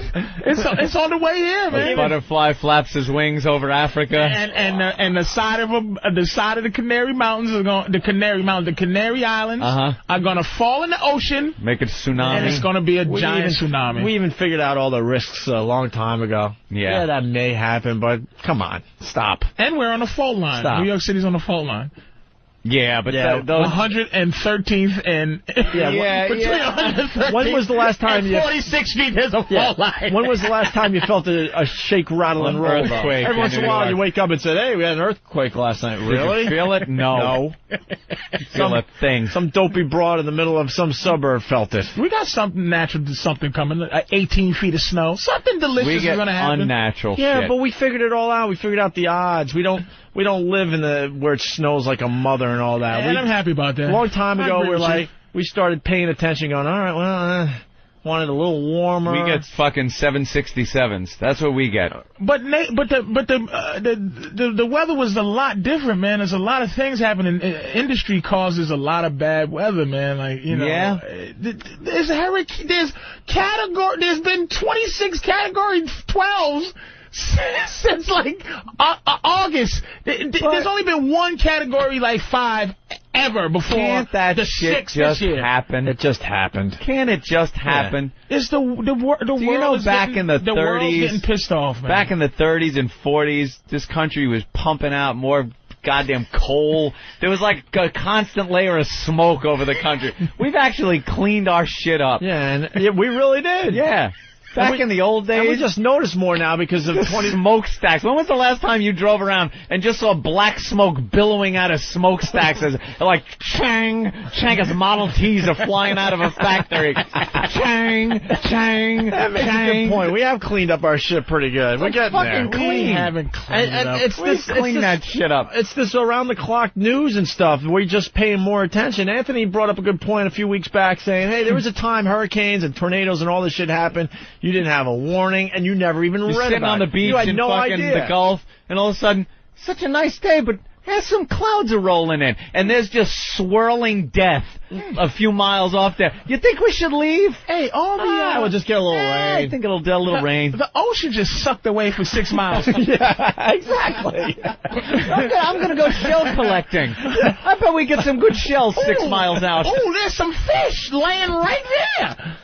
Bass, let's get some. We're gonna eat good tonight. Listen, I want to go back in time and live where all this horrific shit was happening and you don't even have a clue. There must have been a time and none. In the land we're sitting on right now, just living our lives, and on the other side of the world, just millions of people are dying, and you would go through your entire life and have no fucking clue. You know that there are people that it's not that people feel. There's people still living on the side of Mount Vesuvius. There's still people living in Pompeii or whatever the fuck. No one moved. Yeah, but that was the first thing we figured out. Obviously, all right, we're not going to build a city here. It's no trial volcanoes. and error. It's trial and error. That's why smarter here. That's why a lot of these national disasters happen in the poor areas. Because they're the people that moved in. Because they're the people that moved in. I'm telling you. A Republican? Why build a nice house in Tornado Alley when it's going to get destroyed, when you can just wheel your trailer home in? Someone about the fires every week where rich people live? Where's that? Someone in the back. Colorado woods. The big fires that burned down all those houses. Burned down all those rich white people's homes. Yeah, because that's no, he doesn't have a point. That's Mother Nature? Yeah, but then there's also people that are just stubborn in general. I'm talking about as a group. We figure this shit out. There'll always be the stubborn people going, fuck that, I'm building my, a multi-million dollar house in the middle of Tornado When was the Alley. last time you saw a major city consumed by a forest fire? See, that's what I'm saying. That shit don't happen because they say we're not going to build it there because that's where the fires happen. But you'll get like, I'm going to build my mansion right here on this hill. Right. So what made the people build New Orleans where they built it? Black people didn't build New Orleans, but it was a great port city. So wherever the port cities were, that's where cities would pop up. But to not just make it a port city and then build around it, live there, people should have stayed fucking back. Stayed back. Let the railroads go in, pick up your goods, and take them to where the water doesn't come up every so often. Those Ohio floods that happen twice a goddamn year, those aren't a bunch of poor people. I don't think that. My point is, it's Ohio. It's Mother Nature. It makes decisions. This city has got something coming. No, but you think it does? You look at 75 feet of snow. They got the map of America right there. Yeah. You know where the shit is most likely to happen. And our ancestors figured that out a long time ago and moved out of those areas. The rich and the one is coming more fortunate. Forever. California. In California. Yeah, the big one. They keep warning us. It's like, hey, we don't know when, but the big one is coming. There's an asteroid with our name on it somewhere. Well, the asteroid, we're all fucked. Then we're all doomed. When it happens because this planet gets bombarded every day with something from outer space. It's just a big block of cheese is about to hit. Small enough, it burns up. We have our protection. But the big one, you just got to hope the Earth's turned a certain way. It's not on your house. It happens to be on the other side of the Earth. I feel bad. It's just a thought I had. But poor people, I just thought the ancestors figured out the good areas to live and moved out of these poor white areas. People. Poor white people. Poor white people get the tornadoes. You never fucking see black people going, everything was just taken away in 1 second. All that. New Orleans, when's the last time you could think of, and I'm not a history goddamn major, but when's the last time you heard of a bunch of black people really, we deal with violence most of the time, poor black people, but when's the last time you heard of poor black folks besides New Orleans dealing with some goddamn wind or some water? You're right, or big snow, or... Never! You are absolutely right. This is a poor white people problem. Because they live in the urban areas, and like we were saying, it's been figured out where to put urban areas. Why wouldn't they put, if it's racism like that, why wouldn't they make the biggest projects in Tornado Alley? See? Let them niggas deal with that wind. Because we need to get our drugs, man. We don't want to travel too far. Not only that, by the time we figured that shit out, you guys were already onto us. And we go, I'm not moving there. Ah, you hunkies. There you go. Trying to put us in the middle of the tricky cracker wind. There you go. Doing what you do. Let me tell you, this is a paradise, Tyrone. You're going to move into this place. It's going to be wonderful. Where is it? Kansas. It's in Kansas. And just this luxury fucking apartment building. Kansas, Kentucky. Built a couple of them. Yeah. That's where them Jayhawks are, right? Oh, yeah, beautiful Jayhawks. You're going to love it. You're going to love it. Tyrone in Kansas. That shit it's amazing, man. Wind kills white Mother people. Nature, that's the arrogance, right? Right there. The arrogance, that's why people get their assholes eaten out, is because there's nowhere you can go to stop the God's wrath. No. Nowhere There's no fixing it. Eventually, you're probably right, eventually New York will have some huge natural disaster. Something nasty got to happen. I think we're much more in danger of ourselves, technology, terrorism, we're things like that. Oceanside City or something, whatever the water. We're on the Atlantic, aren't we, somewhere? Yeah, but nothing happens here. There isn't this big fucking fault line running that's going to make a tsunami. Yeah, Long Island's the water isn't crazy. It's not. And we got a bumper called Long Island. Long Island, a little buffer there. A little buffer. That's nice. Keeping everything. Long Island. You know. Fuck it. What's really going to happen? Exactly. It's just a stupid theory I'm working on.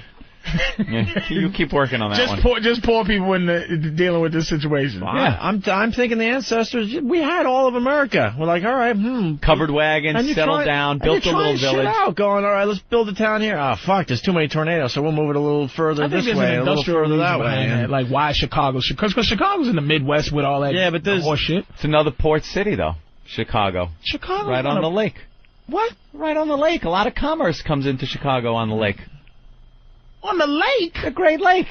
There's a Great Lake. But isn't only... There were a lot of There's no outlets. Is there an outlet for that lake? You could get up into Canada. You could get out. Didn't Lewis and Clark find a way? Or that other two guys? I don't know. The lakes they're massive, man. And there were a lot of Henry Hudson. There were a lot of cities on the lake, and now they're not rebuilding those areas anymore because they don't want to live there. Where's that? Like Buffalo. Oh, has its problems. Well, see, now that's a stupid city. That's the dumbest city in the United States. They had a lot of industry up and down. I'll say it, up Buffalo. And down the coast to the right. That lake there. That is somewhere that Buffalo the dumbest city? Years ago, when Opie was talking about when we would trial and error, you set up a little village. If it lasts, it builds, it gets bigger and bigger. If it gets blown away or frozen over or something, you move on. You go somewhere else. Buffalo, for some reason, decided, hey, this place is a fucking freezer, but let's stay here. And every year they get snowed in to where, you walk down the sidewalks and the snow is over your head, right? Yeah. I spent like 3 winters there. There's no reason it's gotta be snowing to have a major city in that kind of cold. But God bless them. Wow, sit there watching their. They just knew where to build them. Like they built them there and they said, "Oh shit, this is a lot of wind right here. Let's get towns? How many of these like booming fucking honky tonk piano playing saloon places just blew away? Yeah, but like, then this is great. Who was alive to go? Maybe we should. Listen to me. It would take too many years for trial and error to go. Couple of hundred. You know what? That's where the Doppler comes in. That's where you go. Oh, that people move now. They didn't move then. They stayed. No, I think their town blew away and they said, "Fuck this! Pack up the wagon. We're going." Yeah, we're gonna. And then they'd hook up We're gonna somewhere move else. to higher ground or what happened? They talk to some people and go, "Did your town ever blow away here?" And they go, "No." All right, we'll build. Then they lick their index finger and go, "Okay, this feels okay here. All right, the finger 5,000. The finger 5,000. This took hundreds of years, and I think we're still trying to figure that out. Still trying to figure it out. Yeah. Definitely. Now we get hit by those 100, 200-year storm things that happen and go, see, we didn't know. Arizona's becoming the new rage for the old people, right? Maybe because of no pollen but it's 112 all the old degrees. people It's said dry heat. all the old people said, "Fuck, we could get around America a lot faster. Let's move south and live in Florida." Right? But now maybe they're starting to figure out it wasn't the greatest idea after all, and now they're trying out Arizona. It's happening as we speak. It's 10,000 degrees. People, you can't escape it. It's happening as we speak, but in general, I think our ancestors figured this shit out. I like dealing with the snow. I'll take the snow. I feel comfortable that even if there's some evil snowstorm, that we could still make it. You've been to L.A.? They don't have a lot of large buildings. Well, because of the earthquakes, man. Yeah. Well, there was a time they were building large buildings, and they kept being knocked down, saying, like "What San the fuck are we doing?" San Francisco had to be knocked down a few times before they realized you can't just. But why didn't they realize get out of there? See, that's going to your thing. Okay, I think why not? Let's get the hell out of here. It was later on, and they started looking at it and going, "This is a great place. We can beat this shit." Yeah. Now let's start putting shock absorbers in the building. We are pompous and stuff. We can beat this shit. We can beat this shit. Yeah. So we'll just build shorter buildings. Shorter buildings. And that's our problem. We can beat this. You might as well just live as best you can. But everyone man. jokes about Tornado Alley and, why don't they leave? It's just poor people. They're just... That can't just go. Where else are they going to That's what they got. That's it for them. You just can't just get up and go when you're poor. And if you don't have a big extended family somewhere, where are you going to go? I'm just, you know what? I think I'm going to go on to New York. Let's rustle up the horses and ride out of... Jed, pack up the car. We're going to New York. What businessman that owns a big company is going to take the chance to build like a huge Walmart in the middle of Tornado Alley? Seriously. Well, there are a few of those, but... Well, you think, okay, let's take it when they finish building the new World Trade Center, right? Yeah. Are business people going to still rent office space in there? Yeah, because just like San Francisco thought they had the earthquakes figured out and fixed it, we can fix it. Yeah. Now we got defenses in place. Odds are it's going to be very hard for them to get a hold of a few fucking passenger jet airlines these days. Very hard for them to pull that off again. That's a one-time deal. Let's say hi to Jim in Colorado. Jim? Oh, hey, how's it going there? I was just calling to say that most of our cities and stuff like Boston and Chicago were Indian villages. Yeah, the Indians and they've been here for quite some time. They had a few hundred years themselves to figure out where to live. Yeah. That's right, and then we killed them with killed those motherfuckers. I'm glad he said that. That's funny. Well, we murdered them all, took their land because they said, damn, these Indians are living pretty damn good. They did all the work for us, and then we swept in and said, this is a good place to live. Here. Winter, no buffalo come. No, build 'em here. Big wind sent down to destroy planes. We live... Oh, so you're saying here's cool? Yes, here, good place. All right. Thank you. Thank you. You know something? That's actually genius, man. Anything that makes sense to me, man. That makes a lot of sense. The Indians came. They were here. How long you been here? Many moons. Many moon. And it's like, all right, nice talking to you. Here's some liquor and some corn. Nice talking to you. Anything bad happen here? No, but last village, big spinning wind god come. Take village away. Spinning wind god. Okay, we don't live where spinning wind god is. Right. I gave my daughter last month. Me give daughter last month. Still. Spinning wind god. Spinning wind god. Then we move further, so more warmth, and we go to water. But then big spinning water god come and take village away. Oh, we're spinning water god. I don't like the sound of him. Where else he go? I like the sound of him. Went west, further toward where sun set him, and then Big shaky God, shake our village down. I'm glad you're seeing it my way finally. But the Indians, there's some logic in this. That's okay. There's some logic in this. I go with that because at least it gives the Indians the. I like a story that makes white people the villain. The bad guys. Opie's story, white people was like, hey man, we came here and we were building. That is what we did. But it's like, okay, the Indian thing I can go with. I said, like answer. I mean, a long time ago. I mean, Tornado Alley is not all of a sudden going to be the East Coast. Big spinning Wyndham God. We absolutely, as white people, we're not the bad guys in that either. I gotta defend Whitey when it comes to the Indians and the United States of America. Patrice is looking at me like I'm insane. How? You know what? That's so outrageous. Please defend slavery first. First. Because that's so outrageous that you would say we're not the bad guys in this? I have to explain why.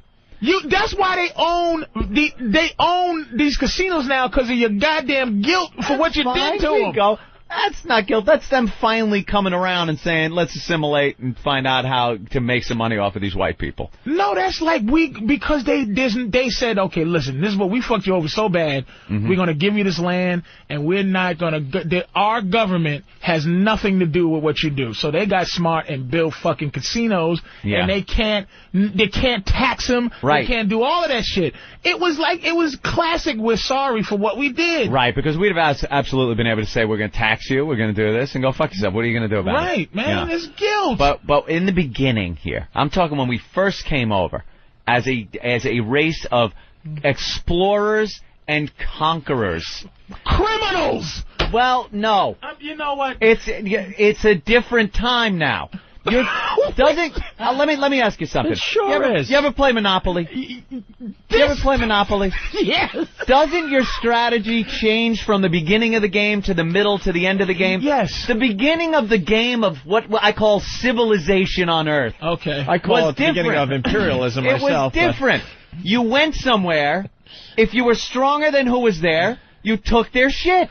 If someone else was stronger than you, they took your shit. Up until a certain point when we started figuring out maybe this isn't right now because of the times we're living in. But at the beginning, it was all a matter of coming over, kicking ass, and taking the property. Conquering. The beginning of Monopoly. What do you do? Click, click, click. Move your dog, move your thimble. Buy it. I'm buying this. I'll buy that. Everything you land on, you buy. Then once you have the shit, now you start negotiating. I'll trade you Park Place for all the yellows. But how do you trade what you took? It's the beginning of the game. Yeah. You're a conqueror. You're right. leaving your nation, going to some unknown land. That was the time. If they can't hold their shit. The criminals came from England with muskets. Criminals? And pellet-ball these poor people who all they had to do was relax. They didn't know turkey. They could have come here, and there could have been 50-foot giants with laser beam eyes and kicked their fucking ass.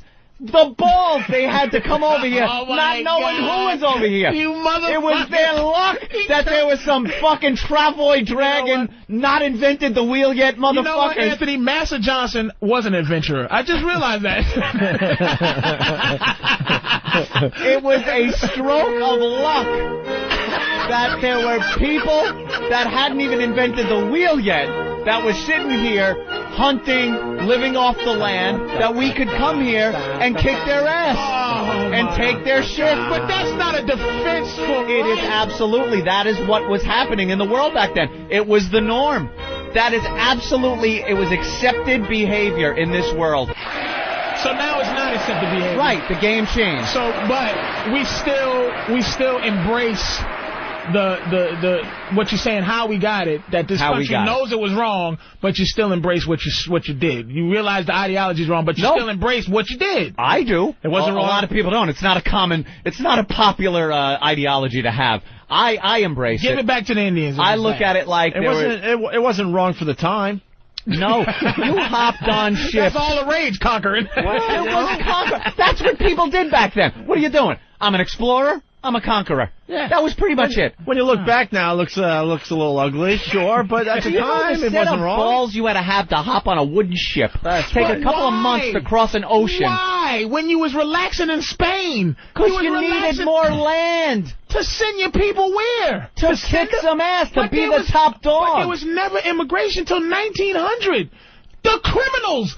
Let me tell you. How could you be a criminal when there was no one had a say on who owned what? Because England threw the stinking pilgrims out. That's what Australia is. Australia is a prison colony. A bunch of criminals that England got rid of. This country was founded by criminals. There's no explorers. No, Australia's different. Criminals were sent over there. And so they were sent here. The pilgrims were fucking criminals from England. Right, they were having problems with the English government. They were adventurers. Oh, yes, they were. You know, they get the fuck out of our country. That's what they were. They weren't like explorers. Okay, I'll give you that they were get the fuck out of our country, but they were explorers. They didn't know what was in there. They didn't know what was over here. They were thrown out. If I throw you out the house... Okay, here's what they call homeless people now. Homeless people should be called explorers. Because you throw a motherfucker out. It's like he's an explorer now because he lives in a box 80 blocks away. Hey, this motherfucker just explored 12th Avenue. I invented 12th Avenue. You know I found it. I found it. They weren't explorers. They were sent over. Columbus was sent over as an explorer to explore the New World. He was a conqueror. I give you him. And he didn't even conquer everybody, but he was a conqueror. Well, that guy was a conqueror. Hey. England was conquerors. How about the tribes in Africa? You don't think they were doing the same shit? They're still doing that shit. Yes, those motherfuckers are still cutting each other up. You don't think the tribes in Africa are looking for better places to live? And can I be honest with you? I'm going to be honest with you two white gentlemen. Yeah. I'm going to tell you something about my history. Yeah. Mm-hmm. One thing that I never grasped, and I have to grasp, somebody has to teach me this, is how because that's the first thing white people say when it comes to slavery. You sold yourself. Right. I don't understand what that means. I don't understand how black people had to do with slavery. I don't get it. There's like the village like head muckety muck guy who would make a deal with the Europeans that would come over with the boats and sell his people or another tribe that they would capture to the whitey. So Roots was a lie. That white people just came in with a couple of things and tied around your neck and stole some black people? I think it'd be difficult for a bunch of Europeans to circumnavigate the jungles to go finding you guys and bringing them into a boat. Find you guys. I think it's easier to get a muckety muck that knows the lay of the land. Go find you guys. Who needs their ass?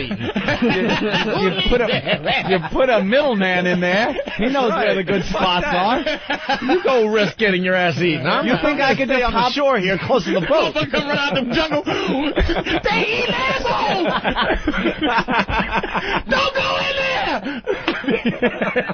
Motherfucker, fuck that. And don't come back, Make a deal with somebody that knows the lay of the land. Y'all just accept that shit. White people always think a way to absolve themselves from guilt. It's like, hey, that's what they was doing back then, conquering. Hey, y'all, we made deals. Once we figured out you guys actually were human beings, then that's when the problem started, and it had to be remedied, and slavery had to be abolished. But at first, I don't believe slavery. I don't believe slavery. This could. You gotta give us. I don't think it was personal at first. Right. It's business. Because now I just don't think that black people aren't slaves because anybody became good people. I just think, what you gonna do? Have a nigga fax something? Fax this nigga? Or hey, we got educated. You gotta give us a break, man. Word process this shit, motherfucker. You know what I mean? It's like, I think that it became... It just reached a point where slavery wasn't a viable thing anymore? It wasn't because I don't think that we're not slaves because... It's such a wonderful place now. It is what it is. It's just no place for it. When the cotton gin came around and could pick thousands more pounds of cotton an hour than a black guy, they was like, hey, who needs slavery? Nice talking to you. And I'm not saying, it wasn't racist, because that was one of the things implemented to keep us in control. Yeah. You know what I'm saying? It was also Lincoln's idea of fucking the South. Right. The South ran on slaves.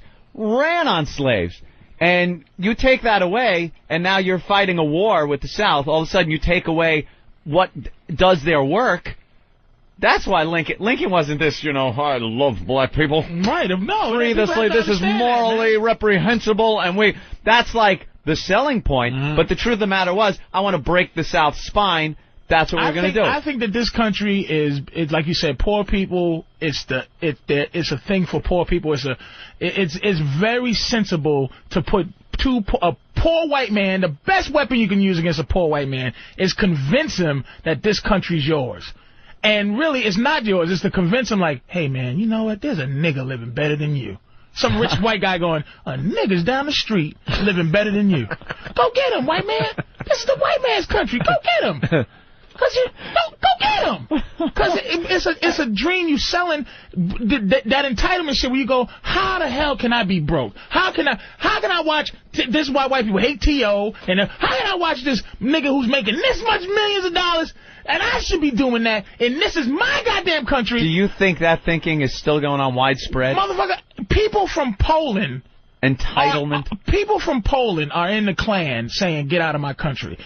Polish descendants are saying, go back to Africa or whatever you're going to do. And I'm like, you just got here last week. Your people just got here, you Polak. How can you be racist? It's not the fault of the people that we're this way when it comes to racism. We need racism to keep it going. I don't think it's racism, though. I don't think it's race. I think it's just economics. I think any poor guy looks and goes, I'm entitled, white, black, or anything. Black guys will walk around all the time and go, I ain't fucking working at McDonald's, motherfucker. I see this guy at IBM making money. I ain't fucking... And it's like, how about you start there and work yourself up? Some TV show. It was on last night. No motherfucking McDonald's. No, it's people seem entitled. Yeah, they look at other more successful people, black or white, and go, you know, what the fuck? Why is this guy living better than me? It's more divide and conquer. Because most of the McDonald's is nothing but young black kids, but that's another fuel for these goofy Africans and Haitians that come over, and they go, you disgust. They do what you did, because there's a Haitian doing an impression of a black kid going, I ain't going to work at no motherfucking McDonald's. So that they go, how can they do this when they had the thing with the thing in McDonald's? I work so hard to make not just a 1 cent, a cent. They pay you $5 an hour just to flip a burger. Well, here's a question I got. Get on, man. Here's a question I got. Why are you guys still holding a grudge? What? We have to. Why? I'm going to tell you why. We turned you on to America. You know what? Let me tell you what. This is a great place. Let me tell you what. Wouldn't be here if it wasn't America. for us. Ready? Jesus. Ready? Here is the problem. All right. And we had nothing to do with this shit, but you take it out on us. But you take whiteness. Whiteness and blackness. This is another thing. We have that color thing that black people took black. Like I said, I'm half Bayesian. Like, I'm really not from slavery. For real. Like, my family, it doesn't go back that far. But I take slavery. You take whiteness. You know what I'm saying? Right. When you have a personal history. You're not a colonial white guy who owned a slave. You're Irish, right? No. What are you? I'm a mutt. Then you're not, you know. I'm a here's little the bit problem that black people have. Ready? Here's the fucking problem. The reason why it seems that Jews, right, have moved on from the Holocaust, meaning the Holocaust is a separate entity from their existence. They go, this is a part of our history, but they done moved on. Never to be forgotten. Never to be forgotten. But they will still do business with a smile with Mercedes-Benz. Exactly. Yeah. But what happened with black folks? Here's the problem. I said this years ago. We do not have a Hitler. We do not have a group that we can go, like white people are Hitler. We have a color that we just don't like white people because that's the mustache y'all got. The white skin is the Hitler mustache. There's no finality for us. It's just like, okay, you free, nigga. Can we have, like, you know, this guy, John Skimpenbrook, who started slavery? We don't even have we don't have the originator of slavery. We had a picture of the motherfucker. No closure. No closure. You need the guy. We need something to go, hey, America is great, but you gotta still be... You need a guy that can be put up on a dartboard. That we can go, okay, white person, I don't have to dislike you just because you're white. I can dislike Hitler face over here. Right. You need a symbol. Jews have Hitler. And about 8 other motherfuckers you can name by name. Himmler, Heimlich, Mingala. They got watch a that bunch Heimlich maneuver. That's when they sweep around the outside. Is it Heydrich? Not Heimlich. Heydrich. Whatever. Heimlich. Where would your people be if it wasn't for slavery? Would you have come over to America under your terms? We would be in Africa, not comparing our existence to anything. We would be like, we'd be in Africa living how we live. But there would be no, damn, I wish I was over there with them white people and Indians. We would just be living how we live. Who the hell knows how we be living? There would probably also be immigration. People coming over here, being successful. We would probably went to without England. any of that. Right. Which is what they're doing now. England is dealing with Africans now. That's why there's racism in Ireland now. Yeah. Because there wasn't, because there was no blacks there. Now there's blacks there, and they're like, who are you motherfuckers? But they need blacks to come over and work. They're growing like that. Yeah. So I'm saying that's what our anger is. Our anger is we just free, and now we just live with you. Like, hey, how you doing? We don't bother with you guys anymore. It's all about the Arabs. Jews, they don't look. Jews have a way to not Arabs are the new niggas. That's why I'm so happy that they're how they are right now. Now we got somebody else. Somebody else that a black person can know what it's like to be a racist. White and black alike can just not stand somebody. Can really like Arabs hate together. See, this might help us all out. Come on, let's hold hands. Thank you, terrorists. Hold hands. Kumbaya. Let's go. Come on. Let's sing We Shall Overcome. Thank you, terrorists, so much. Because I know how to be racist. They united. Now it's all about the... I saw your HBO special. Dibble, dabble, dibble. Yeah. Now it's all It's all about them now, right? That's for them doctors, man. The goddamn doctors. Ibble, dabble, fat. Ibble, dabble, pills. Just coming over here arrogant, because they come over here and they become doctors, and they think that I ain't shit because I ain't a doctor. Yeah. You had the opportunity to be a double. Ibble double doctor, ibble double pills. There are a lot of like Indian doctors. Because they think you ain't shit when you come over here and you don't take advantage of what this country has to offer. Fuck you, Asians, you foreigners. 15 of them living in one room. They're working like 80 hours a day, and people respect that work ethic. Ugh. Yeah. I hate that. I work hard to be lazy. I hate the fact that they're behind the cashiers. No personality whatsoever. I feel sorry for your mother. What you say? What? I love that scene, man. He keeps playing the tape for his friends. What you say? I feel sorry for your mother. For your mother. You know what? Go get the tape, bitch. We didn't even get to Tyra Banks and her stuttering show. We love the Tyra Banks show. Yeah. It's very easy to goof on. We didn't get to the trading spouses broad, the psycho-religious woman. We might be able to play a couple clips of this, because part 2's tonight. Part 1 was last week. Yeah. This trading spouses show is amazing. She's certifiably insane. I used to watch this show a lot, and it seemed like they kind of really tried to get extreme with it. They would take a wife from one family and put them in another household. Yeah. And vice versa. So she'd have to live as the wife and mother at a whole nother house. And it started getting a little odd. Like they would put a black woman with a white family. So you'd be like, all right, that's kind of cool. You know, cultures colliding a little here. And then they put like this pacifist woman with a family that has somebody over in the war. And they'd put some animal rights activist with some guy, a family from Louisiana or something that had chopped off alligator heads in the backyards. So they were really trying to push things. And now they came up with this woman who's a religious nut, a Christian woman, and put her with a very open family as far as their religion goes and their beliefs and things. Agnostics. Yeah, they'd have no problem fucking with a Ouija board and things like that. And this woman is just so strictly Christian, she freaks out. Yeah, let's get to the audio because we're running out of show. They say that nobody's happy unless I am happy. That's hitting the spots. That I am what controls the whole house. I am a queen. It seems to be the consensus, so I guess I'll have to give in and say that that's true. I need my back popped. As long as she gets her way, she's happy. It's better if I just try to work with her and do the things that she wants. Pop it, pop it, pop it, pop it. Oh, you're so good. I love my husband. What I appreciate is how passive Barry is and how much he does. Abigail just dropped a glass on the front porch there. If you don't mind getting that, I'd appreciate it. I'm kind of the handyman. I'm the pool boy. I'm the yard boy. trash and stuff, that's pretty much for Dad to do. All right. So they're setting it up there. Pretty, so the psycho-religious woman, now she's talking to God in this clip. Oh, Lord, thank you. I felt you last night. I can hear God. I'm constantly talking to God. Ooh, I forgot something, Lord. And He talks as much as I do. One more thing, Lord. Help me make some Cajun food that everyone will like. If you don't believe that God died on the cross and He's our Savior, Lord Jesus, thank you for gathering us all here today.